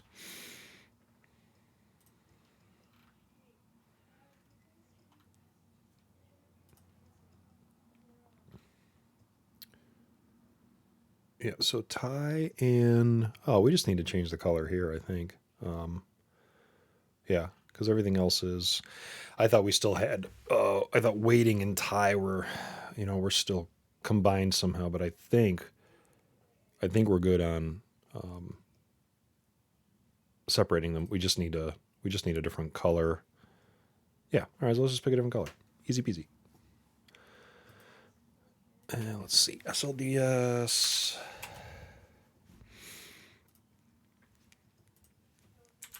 Has some colors. No, I don't want a color picker. I just want a color.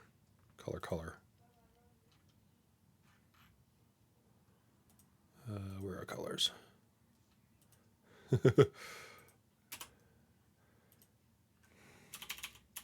Oh, let's see, tokens. I think that's usually where they design tokens. Yeah.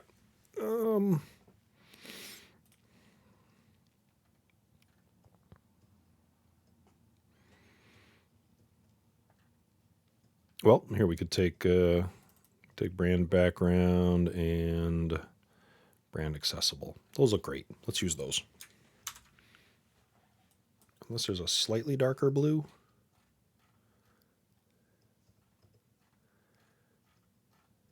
Was that one transparent also? No, we'll start here. All right, so tie color light, and then tie color dark. See how that looks.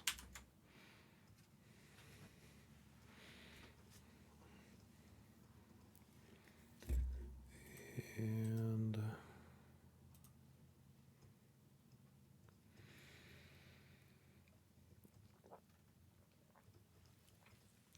cool. That's done. I guess the blue and the gray maybe look kind of close, so we'll change the background color to be a little brighter if we have something that just kind of sticks out here.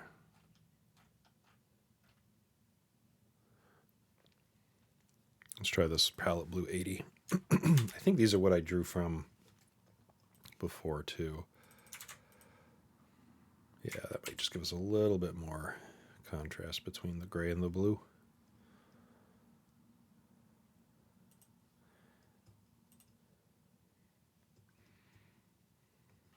There we go. All right, so there's a tie. All right, let's look at some, I'm going to grab a chair here. Let's look at some logic, figure out why our pending games can have rematches on them, because that's not good.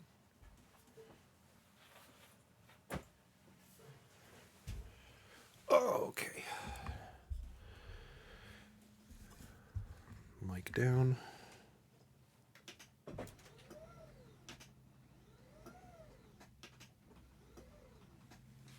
All right. Let's see.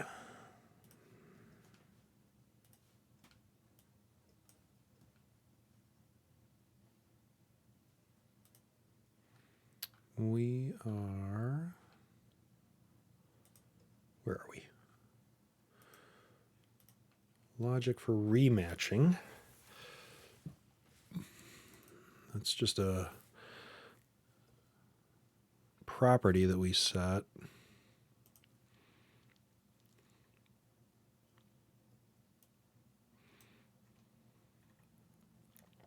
So where do we toggle that?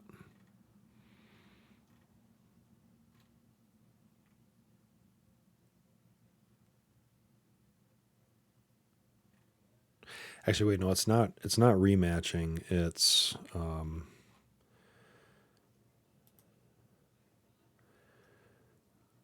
we need like a can rematch status, I think.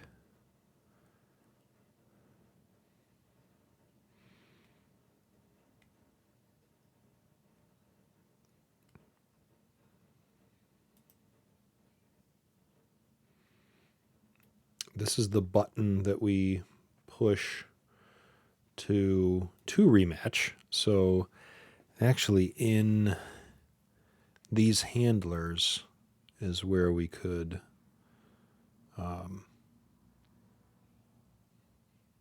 decide if we can rematch.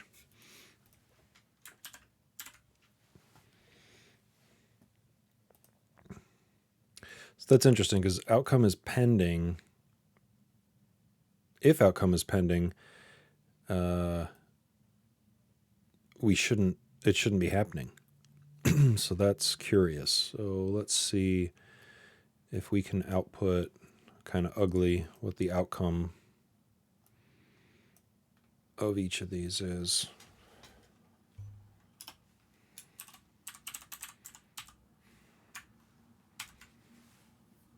See if it's giving us any false reads on that.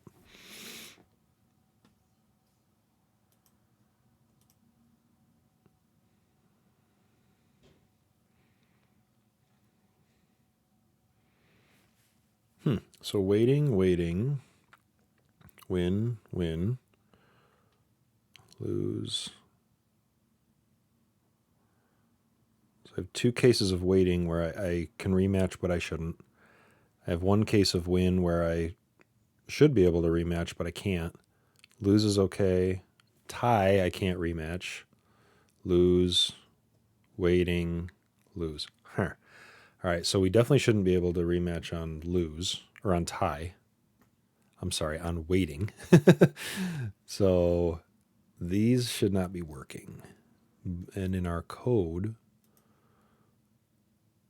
oh, pending. Well, that's not going to work if the value is waiting. Maybe that's just a syntax error on those ones. I think we'll need to do that here too. Let's see if we just fixed half of the problems there.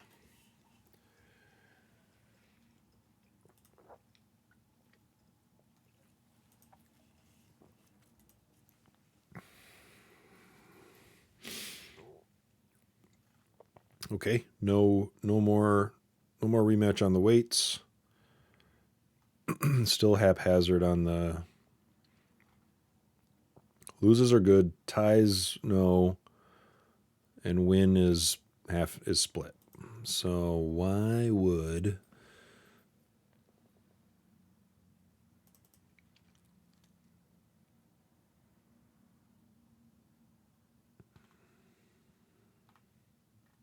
well let's debug into one of these if I can. Oh, that's the wrong org.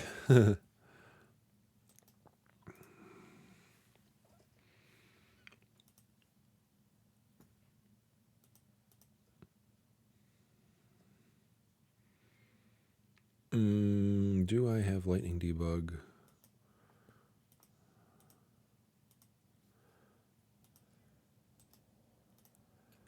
I don't know if I have it enabled for that user. Maybe that's why I'm not getting any sources back. That seems weird, though. Should at least get something.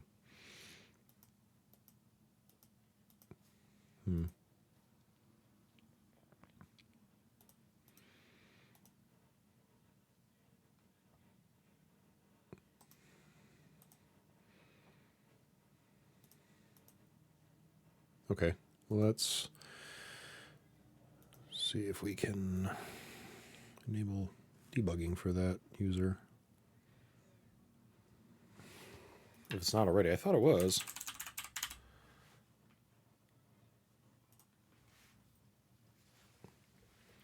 Yeah, that's weird.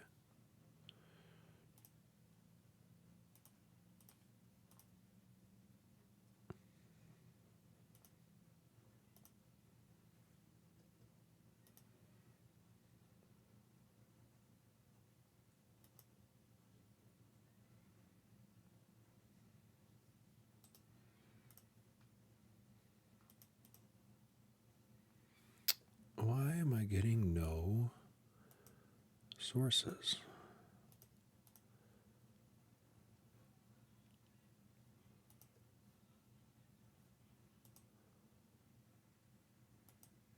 Huh. All right, let me go back as the... Do I have the same problem as an admin?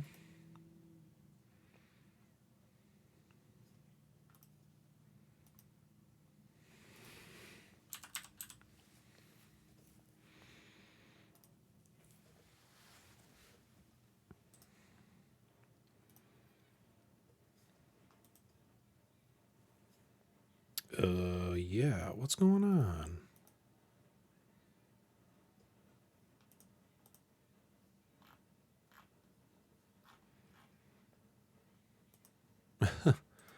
What has changed? I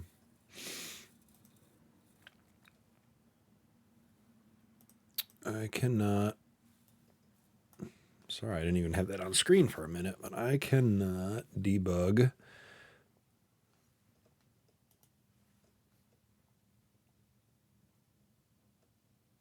I can't get any sources. No JavaScript sources in the console right now. Why not?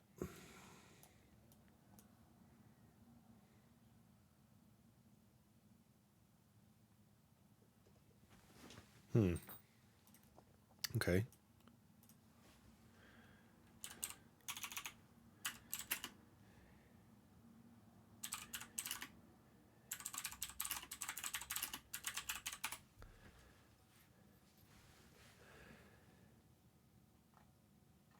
Well, you definitely have debug mode enabled. There's nothing really jumping out here.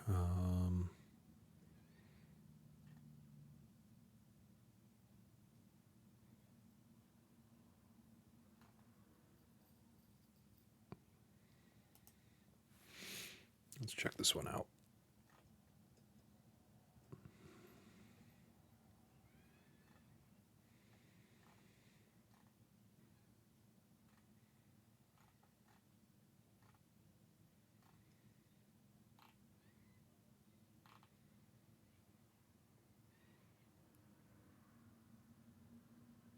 Yeah, we're just getting nothing.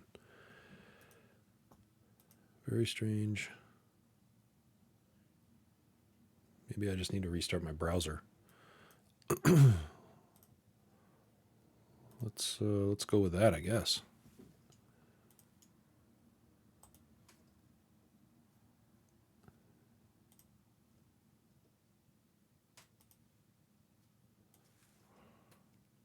Try it again.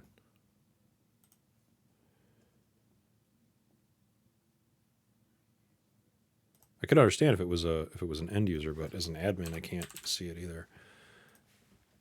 I bet that just seems more like a browser thing. Okay. What's going on?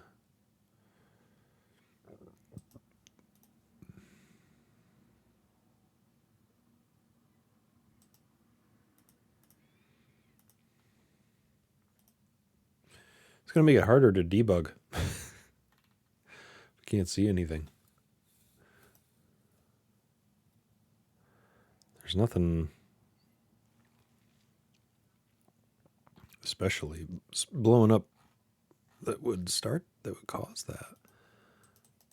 This is strange.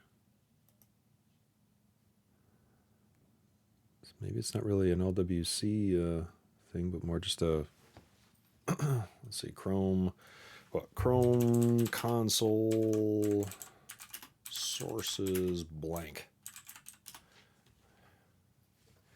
Yeah, that's the problem right there.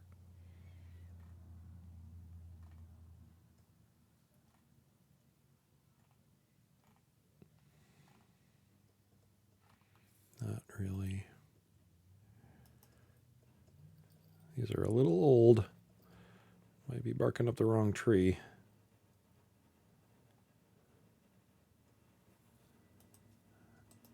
If I inspect something specific, do they show up? No.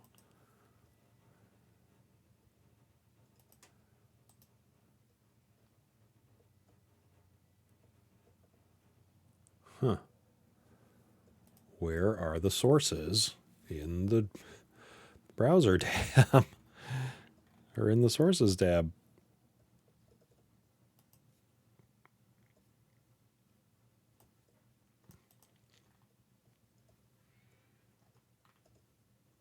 Okay, maybe there's a magic button here.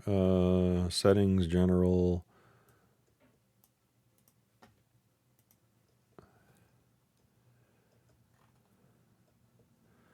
Restore defaults and reload. Let's try that. There we go. What did I do? Who knows? Well, we're learning every day.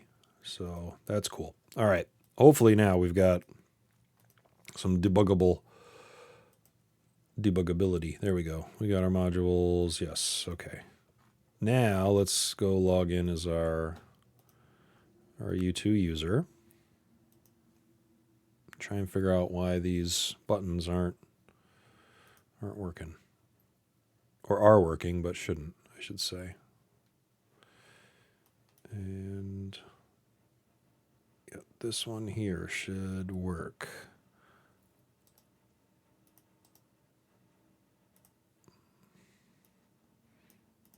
Let's see what we can find out.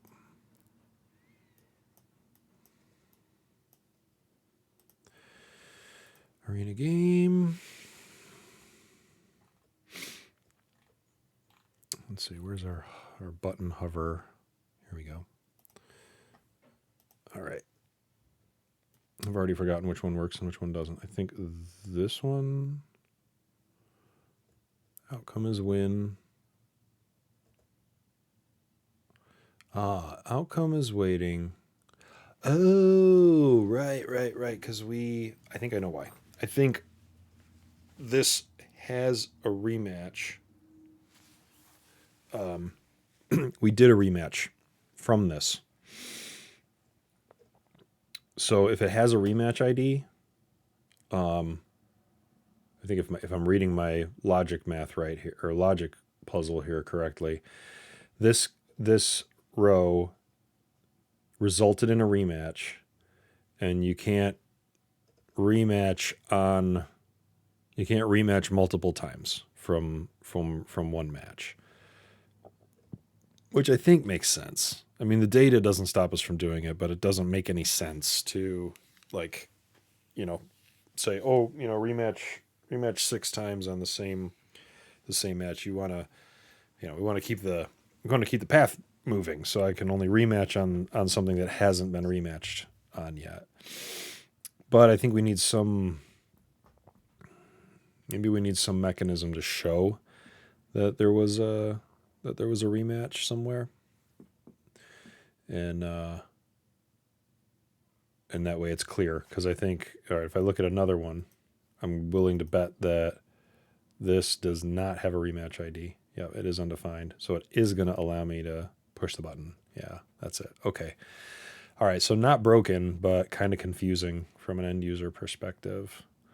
We can take that let's take this out because I think we don't need that now. Is that also true for the tie? I just wanted to check on this one. Yes, okay.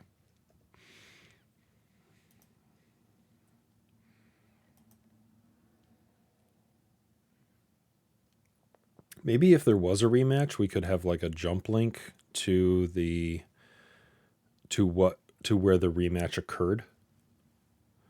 And maybe there'd be some way to like pulse like a highlight of the of that row. That could be interesting.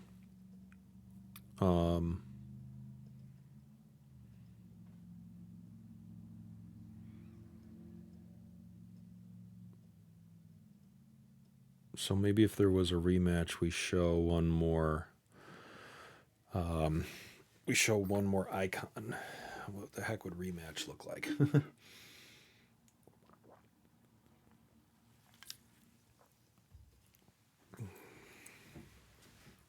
We can pick an icon for that. And I think for now, what I'll do is we'll see if we can just get the logic correct in the.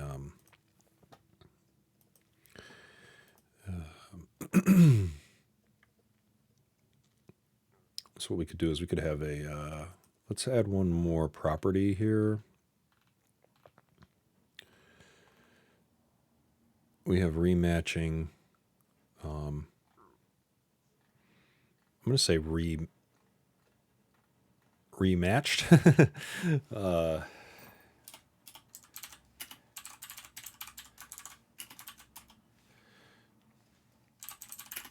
And we'll return essentially this, right?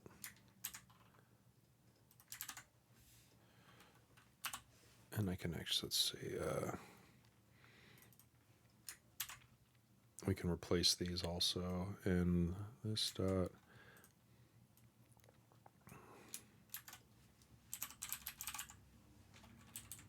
And not rematched, right? Oh wait, or it is rematched. Right, so if it was rematched, we don't do anything. And then we can go out here, take out our outcome.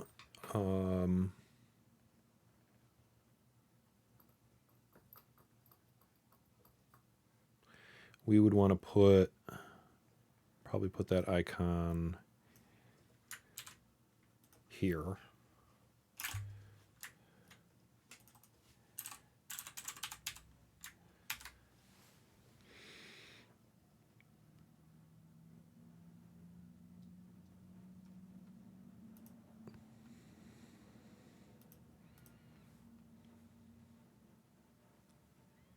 Oops.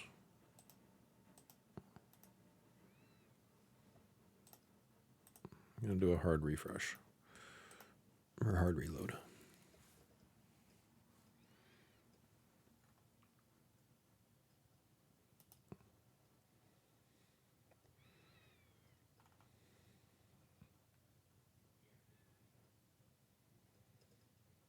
That one's pending, so that makes sense.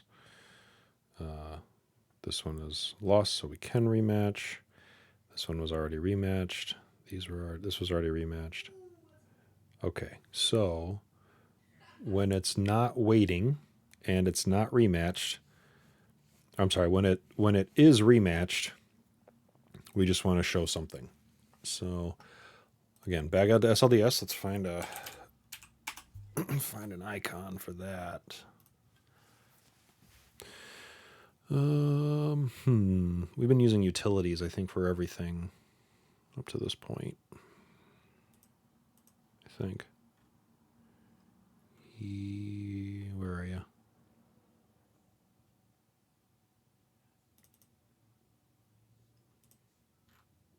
Yeah, so we've been using utility out of the utility library. So what looks good for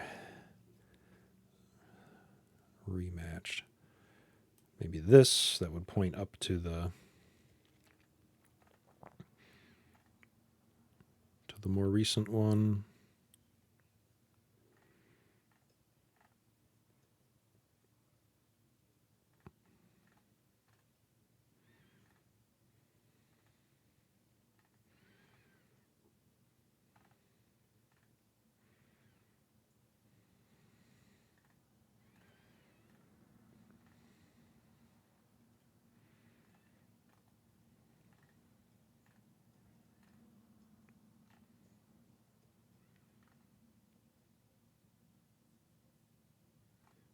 I think I'm just going to go with that. We can always change it.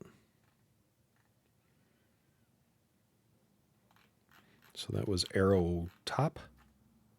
Arrow top.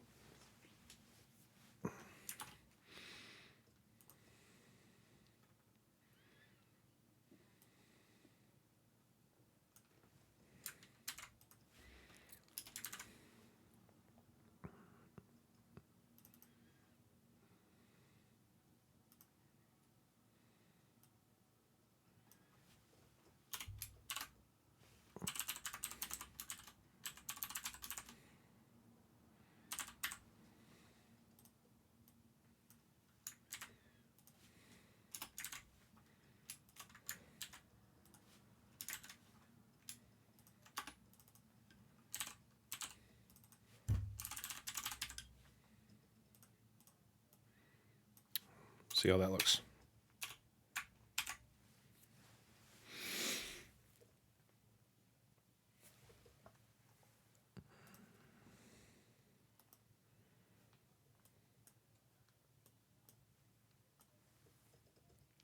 Whoops, over here.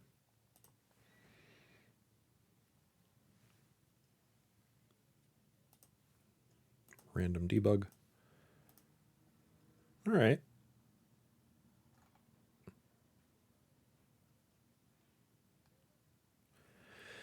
That's a start to something.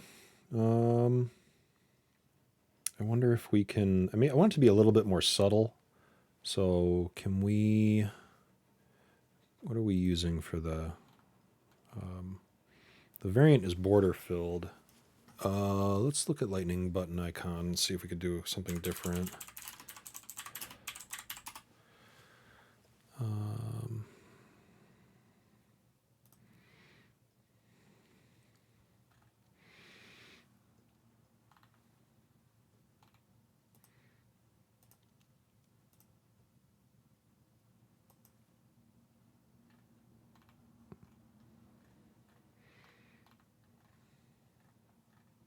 Oops. We've got border filled container. Container might be better. I just wonder if it, let's try container. I wonder what the background, I'd like it to blend with the background if possible. Or not even blend, just not, I hope it doesn't bring its own background. I guess that's the question there. Oh wait, I put that in the completely wrong spot. Undo. We're gonna go up here. Container.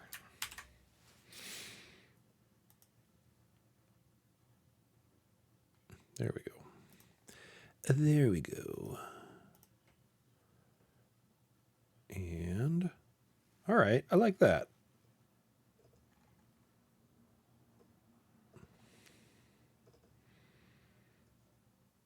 Maybe we can put a hover over it, indicating where it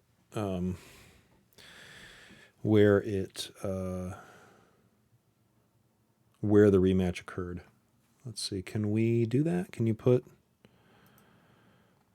tooltip?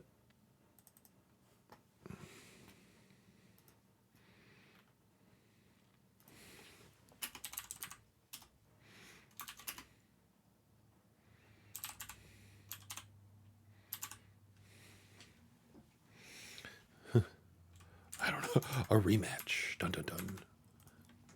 We'll come up with better words.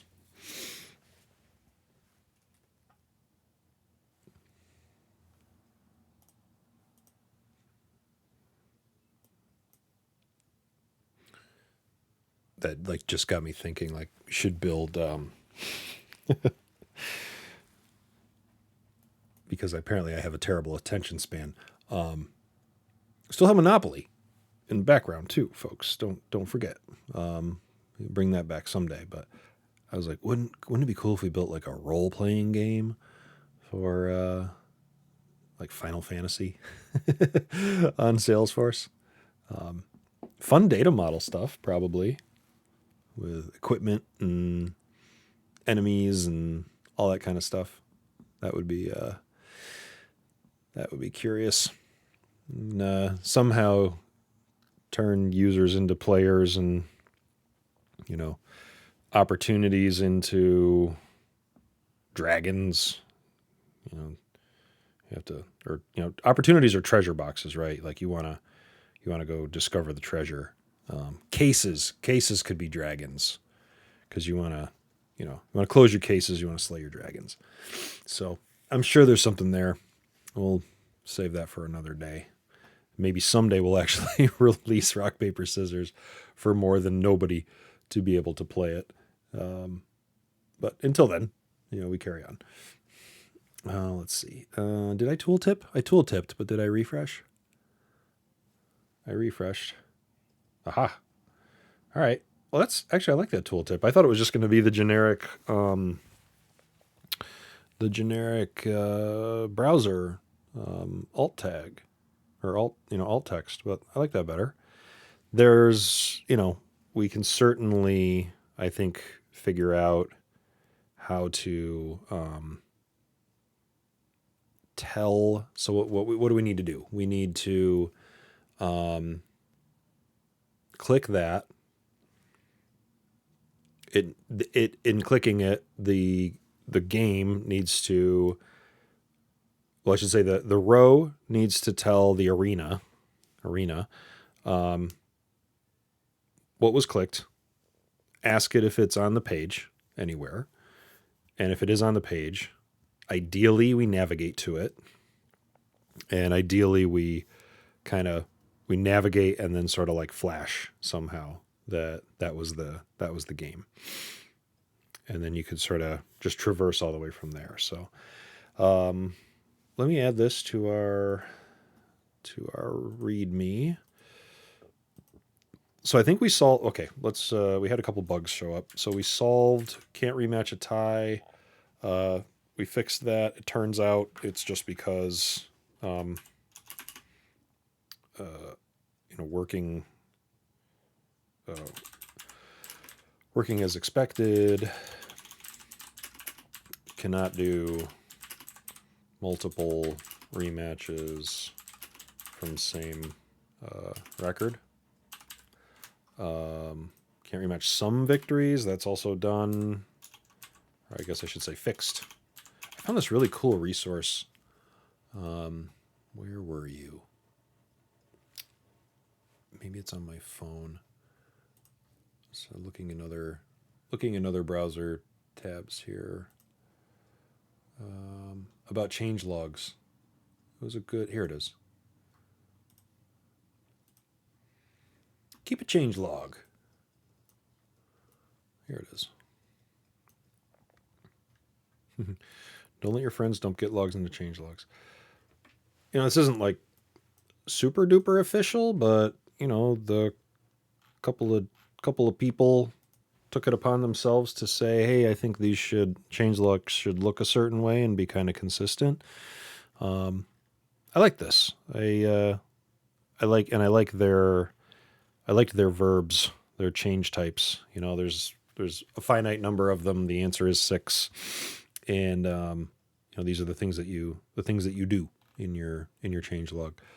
And I liked the format in terms of some very basic information at the top, indicators of the format and semantic versioning, and then kind of like what's unreleased.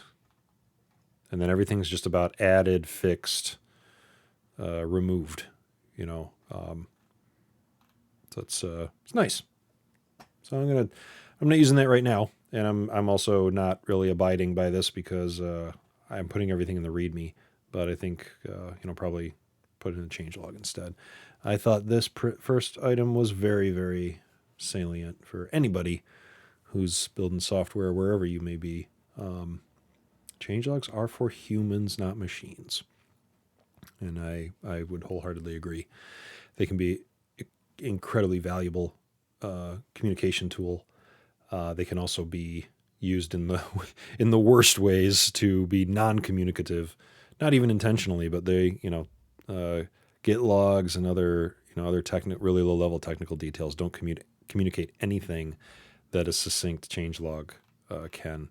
I think also having operating a good changelog shows that you're really responsible about what's going into your software enough that you can articulate it on a line by line basis and make it approachable to someone who's consuming the information. So I myself am historically terrible with it, but I'm going to see if I can start converting. You can't do that on Salesforce work into this changelog format, and I should drop a reference to this somewhere at some point as well. I'll try to remember to do that. Anywho, back here in my totally ugly, not good change set, what else did we do? This is working as expected. Can't remember some victories. What did we do? We added a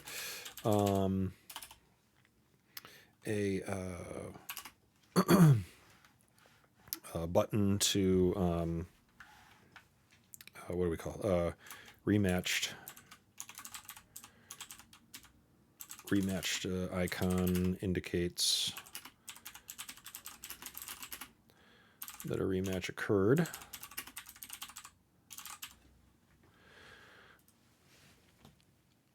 And we added, or changed, I guess, right? Color of tie condition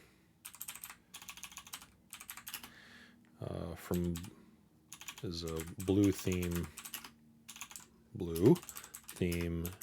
instead of gray theme.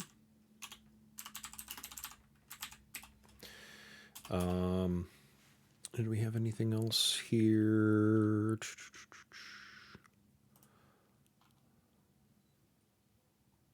Changed the color, confirmed our rematch situation. Still feels wide to me, but on the other hand, we can also go fairly narrow with this UI, and obviously, if we had real names in there, it might be a little bit tighter, but I think that's okay. I feel decent about the UI right now, so we'll kind of stick with it. But let's do some work on new game. I really do want to replace this. Let's look at that flow first, because I think that flow needs to now. I think it's a screen flow. New RPS game, and we would need to save it as a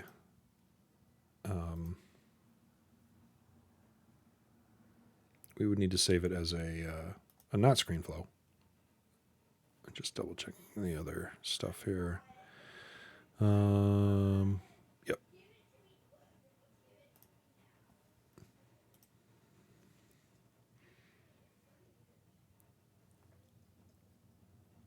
Oh, I'm logged in as the wrong user. I'm like, I can't edit anything. What's going on? That's what's going on. You can't edit anything because you're the wrong person. Let us fix that.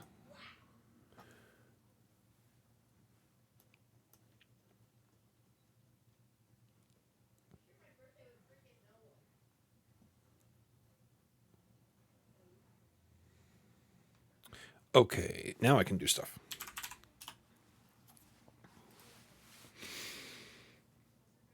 And new RPS game.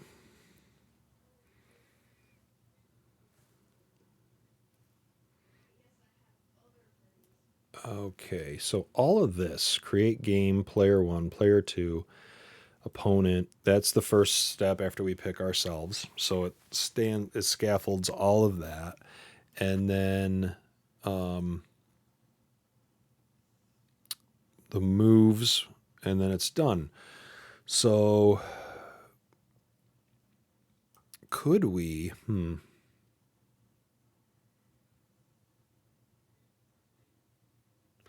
can we call a screen flow from Apex? And if we were to pass parameters for those two values, well, three values, player, opponent, it's probably going to be player, opponent, move, player move, and if it's a rematch, what game it was a rematch of.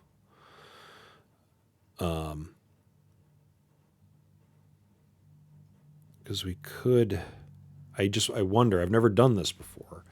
If I were to invoke this flow from code and pass in the right parameters, would it bypass? So I guess I should do a quick drop of research. Invoke screen flow from Apex. Launch a flow from Apex.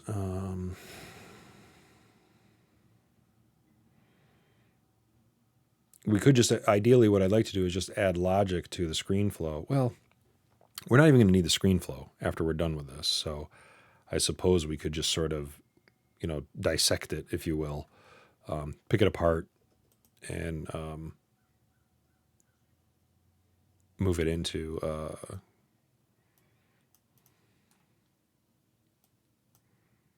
invoke Apex from flow. No. How do I call a screen flow from Apex? Wait, what? Invoking? No, that's not what we want. Can we launch a flow from Apex? Can we invoke from other flows? Trigger? No, that's not answering what I'm looking for.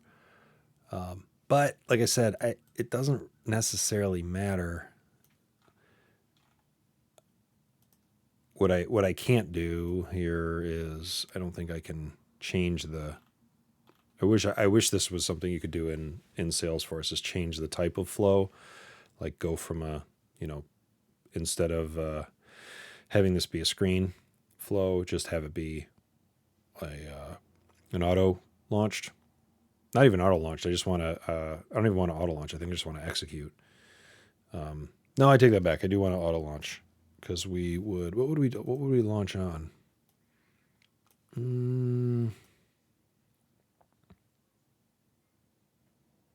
Well, maybe I'm taking this back now, because if I could call this flow with the right parameters and bypass the screens,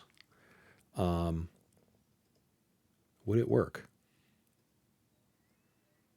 I kind of want to try it. I kind of want to find out. Because over here, I think we're calling, well, we were calling a flow for something in here. Maybe. Yeah, create game.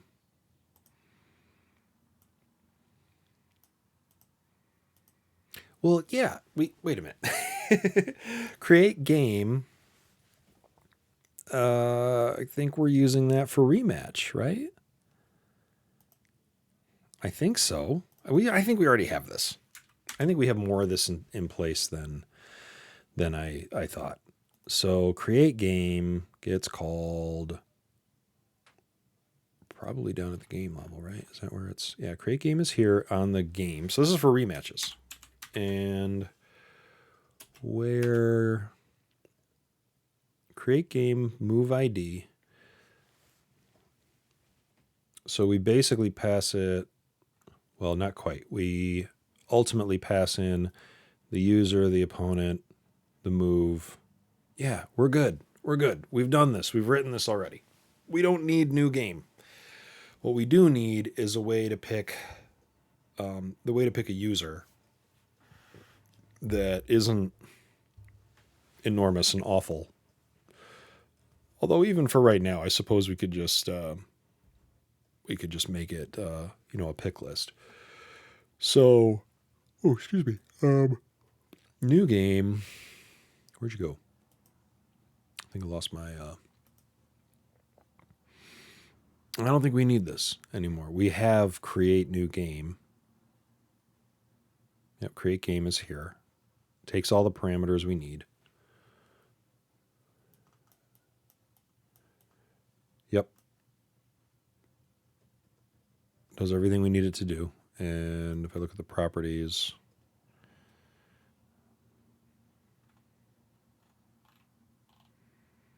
we pass in a create game request. And that has all the properties on it that we need. So yeah, we just need to build. I just need to get back to the page here. Where am I?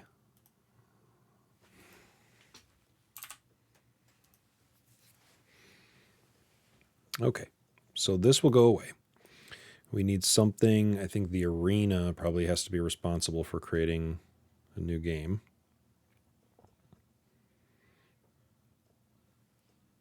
As an aside, I don't love the layout right here. Something's a little bit off with that, but that might be a relic. I'm not going to get lost in that right now. All right, let's go up to the arena.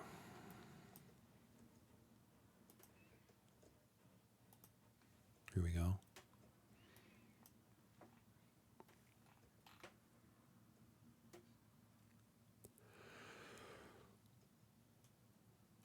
So if this has games, it shows them, and if it could we actually use the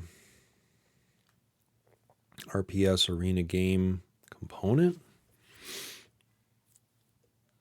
to have a new game state? Or is that making more trouble for us than it's worth?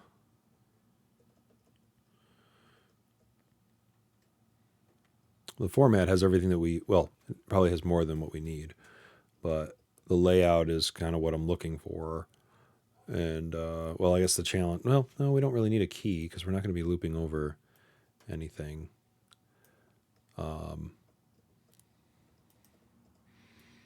It already has the handle new game command. We won't be finishing a game with it. It won't have it doesn't need a game ID because it won't be in a loop. It won't have we could pass it a new game and we can pass it the moves. So let's try it.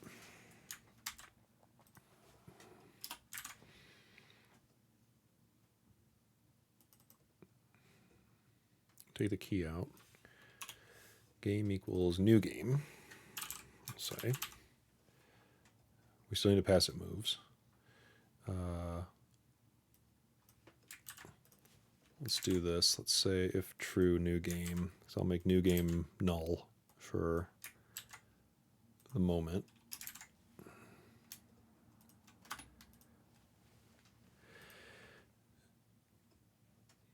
And let's make that a variable or property over here.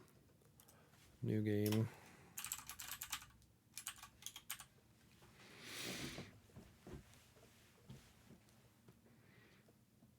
And maybe we can have a, let's get a button. Steal a button from over here.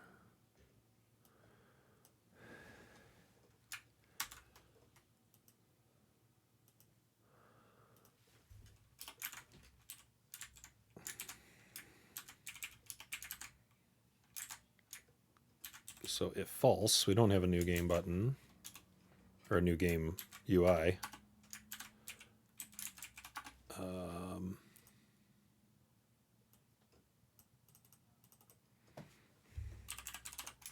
Let's make an init new game event handler or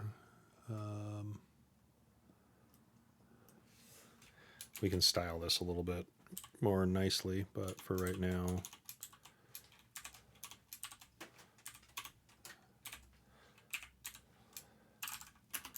new game. And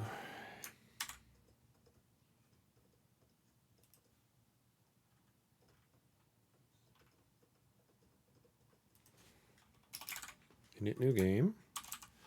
We have to this dot new game equals something. I don't know yet. Just make it an object so it's not null. And just test this out. Ugly mode.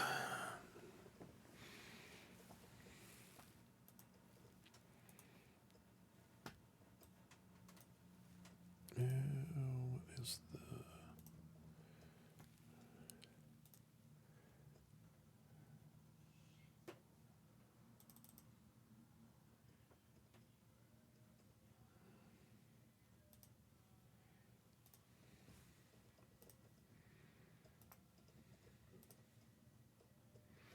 Okay. How'd we do? Whoop. We didn't do nothing. Do we need to refresh? Do a full refresh. The caching seems like it's changed a little bit. What's going on? Wasn't definitely not the caching. Oh wait, if false.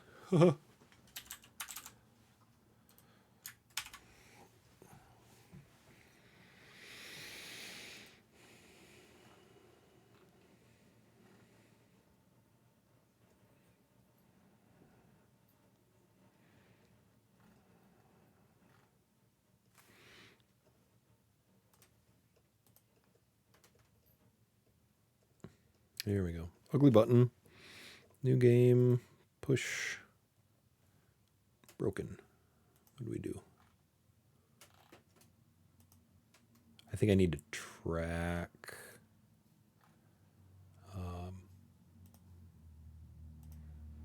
Let's see.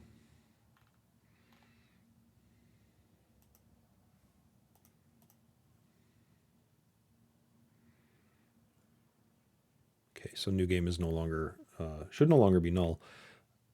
But now that it's an object, I think we have to explicitly track it. Let's try that. I would have expected it to no longer be, to be true, true-ish. And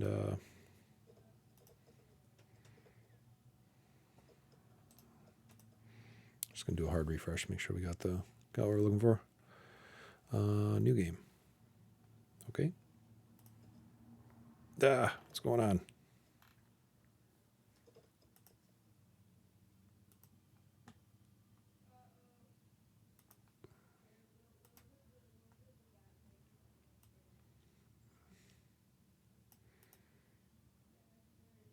If false, init new game on click, and then this should appear.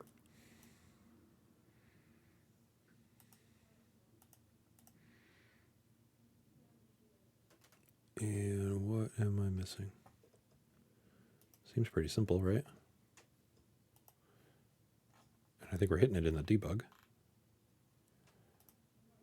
Click. Okay, new game. We're not handling new game yet. We're just trying to get it to display.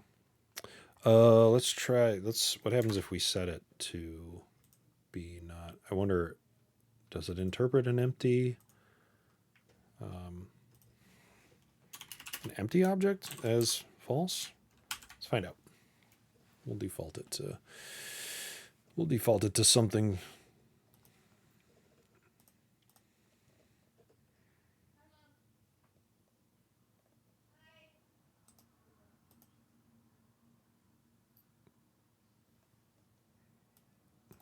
Okay, well, that's kind of good news.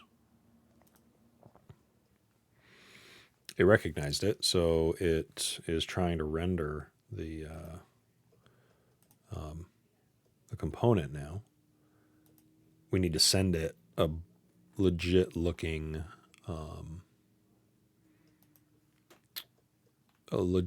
game. So we probably, if we look at our game data class, I think this is what it's expecting. We're not going to have a game ID. We're not going to have player data. We're not going to have much. And honestly, I don't know, because we have so little, I don't know if it's worth trying to reuse the component. Like, we're going to have to add a whole bunch of conditional logic to our arena game component to act like a new game, when at the end of the day what we really need is what's your move and who's your opponent, and that's it. So I'm gonna talk myself out of this approach of reusing the arena game. I still don't know why this isn't working. There's just some rendering issue that's not happy. But that's okay. I think, so what do we really need? We really need, I got to pick a person, I got to pick a move, and I've got to take that off of the screen so it's not broken. Let's take these out. Just leave ourselves a note. Pick user and move. Right? That's what we need there. And we don't need any, we're not a knitting new game. We don't need a new game property. We just need this stuff.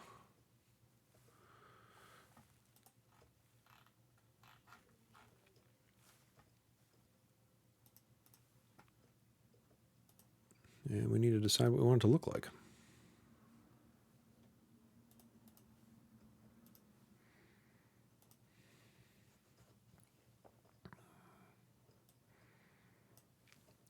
We could, let's see.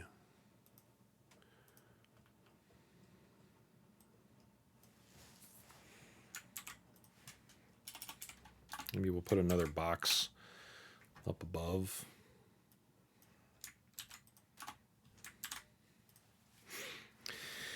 And we could make it big, giant, obnoxious pick list and big, giant, obnoxious move. Well, the moves can just be the buttons, right?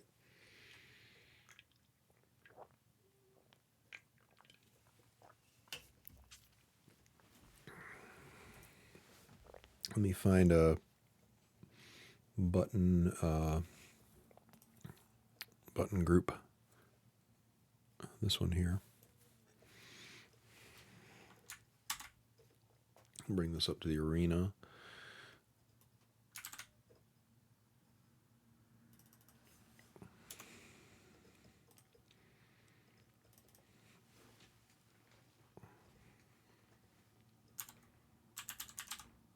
Handle new game move.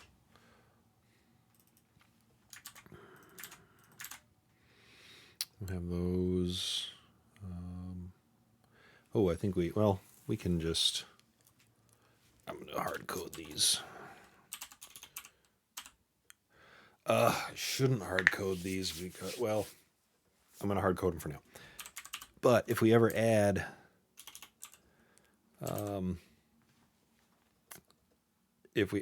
more moves, like, rock, paper, scissors, lizard, Spock, then we're going to,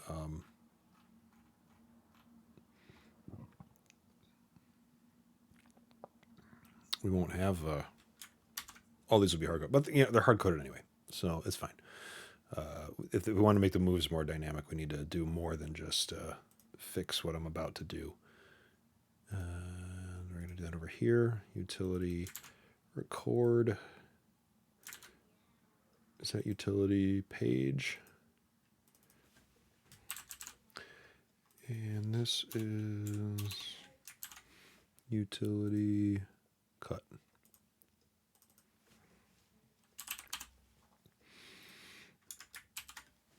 Can you set the size of these? Yeah, I want to make them like silly big. Ridiculous big. Let's see if these are actually showing up. All right, yep, cool. And we have a separator there. All right, how do we make these like, how can you size these? Let's find out. Do you make the group? Does the group get a size?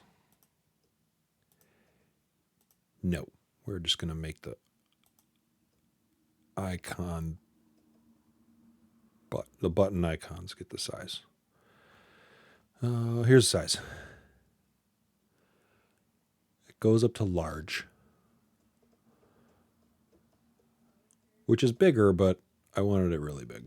All right, we'll go with large first for now. There isn't like a giga size.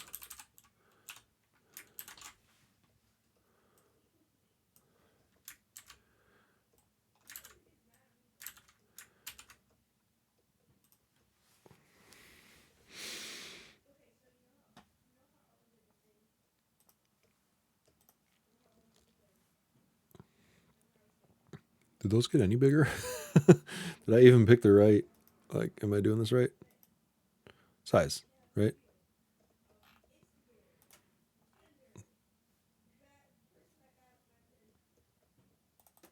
Size, okay.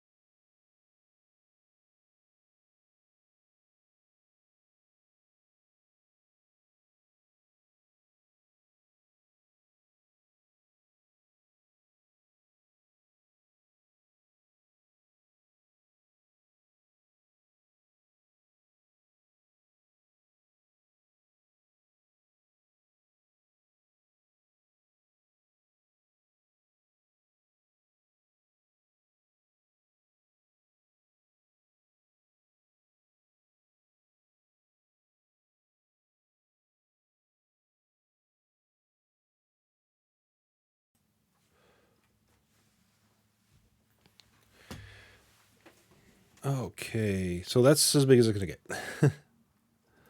I'm sure. If I look, let's take a look at these. Inspect one. Can we?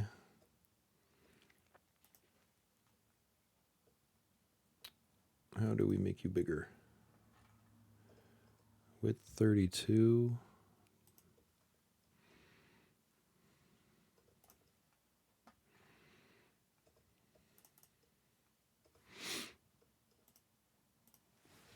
Let's just see.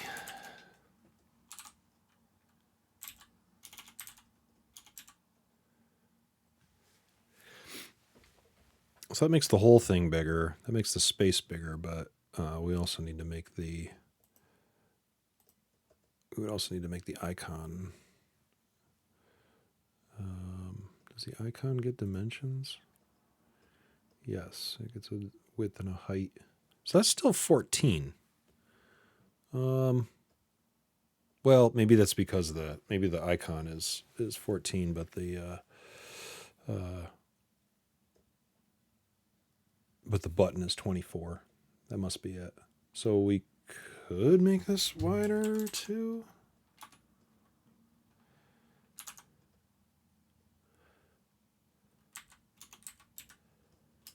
Not really.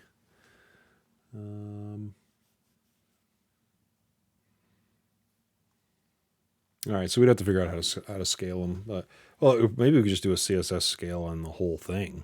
I don't know. Well, we don't have to get into that right now. We got buttons; they can do stuff. We have to pick. We have to pick an opponent. User pick list. You know, that might be the easiest way to go offhand.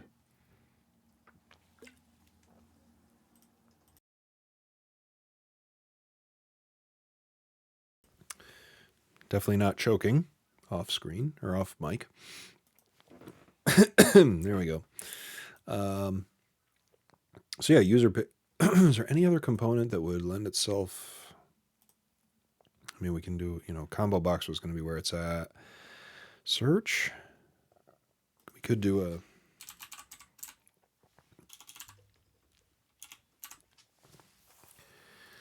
We could do an input and I'd like to do an input and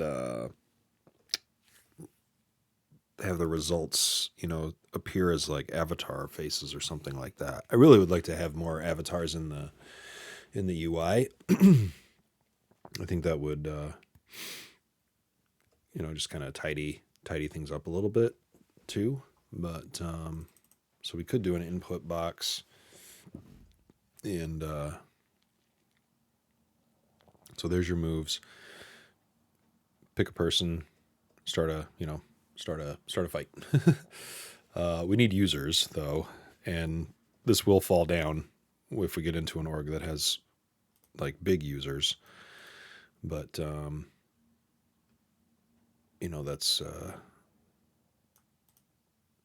that's an issue no matter what. So we probably do need kind of a lookup situation for users, so you could pick someone to play. Probably should also be users that have the rock paper scissors permission assignment. So it's really more of a query of users with that assignment instead of just users. Probably makes sense, yeah. Okay, so let's see, do we have anything that's like a get users in our API right now? Get moves, that one's pretty straightforward. Update. So get moves is a flow that is invoked and has the logic in it for this. We could do the same thing with get users and return. Let's see what get moves looks like. Get moves is just return, and that returns what? That returns a list of moves. So we could return a list of users. We could have another. How would that look? We need to get. This is one issue with querying in Flow. Like what I need to do is get the permission assignment. The permission set assignment dot assignee dot name, and I don't think I can get to that in query form in a flow, because you can't traverse the relationships in the initial query. So my alternative would be go get all users that fit these conditions and then check for a result. But that's just not really efficient. And frankly, it's a very simple query to write, here. So I'm going to steal this and we're going to write get, let's say get player options or get user options. And we'll pass a string that's search text. And then what we're going to return, I think we ultimately just want users, but we are going to query through. So a list of permission set assignments, assigns equals select ID from. What I really want is the assignee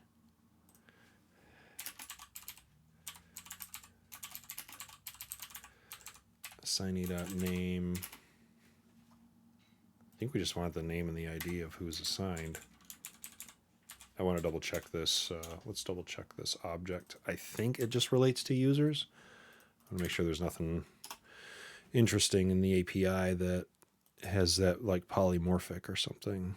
Assignee ID is a reference, the ID of the user. Yep. Okay. Expiration is active. I guess we should check is active equals true. And permission, yeah. So permission set. Where Why is that spacing funky? Where is active equals true, and assignee dot name like search text. We'll have to, let's see, string search text wild equals, let's do this.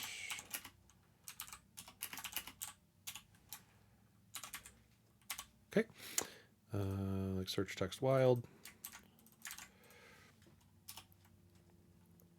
And permission set dot name. I forget, is there a developer name? I think there is a developer name on permission set.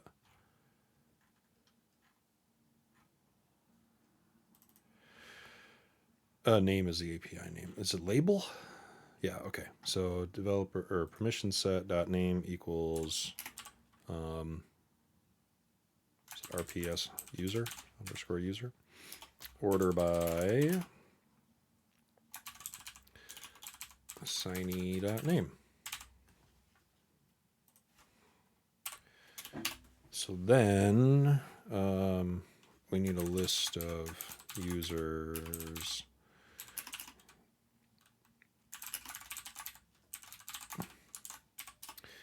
And then for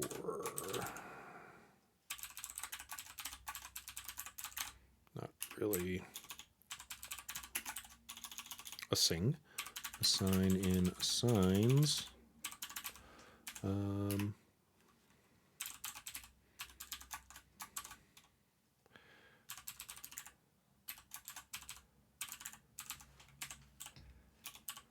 Transfer those into a list of users, and then we'll return the users. I think that will do it.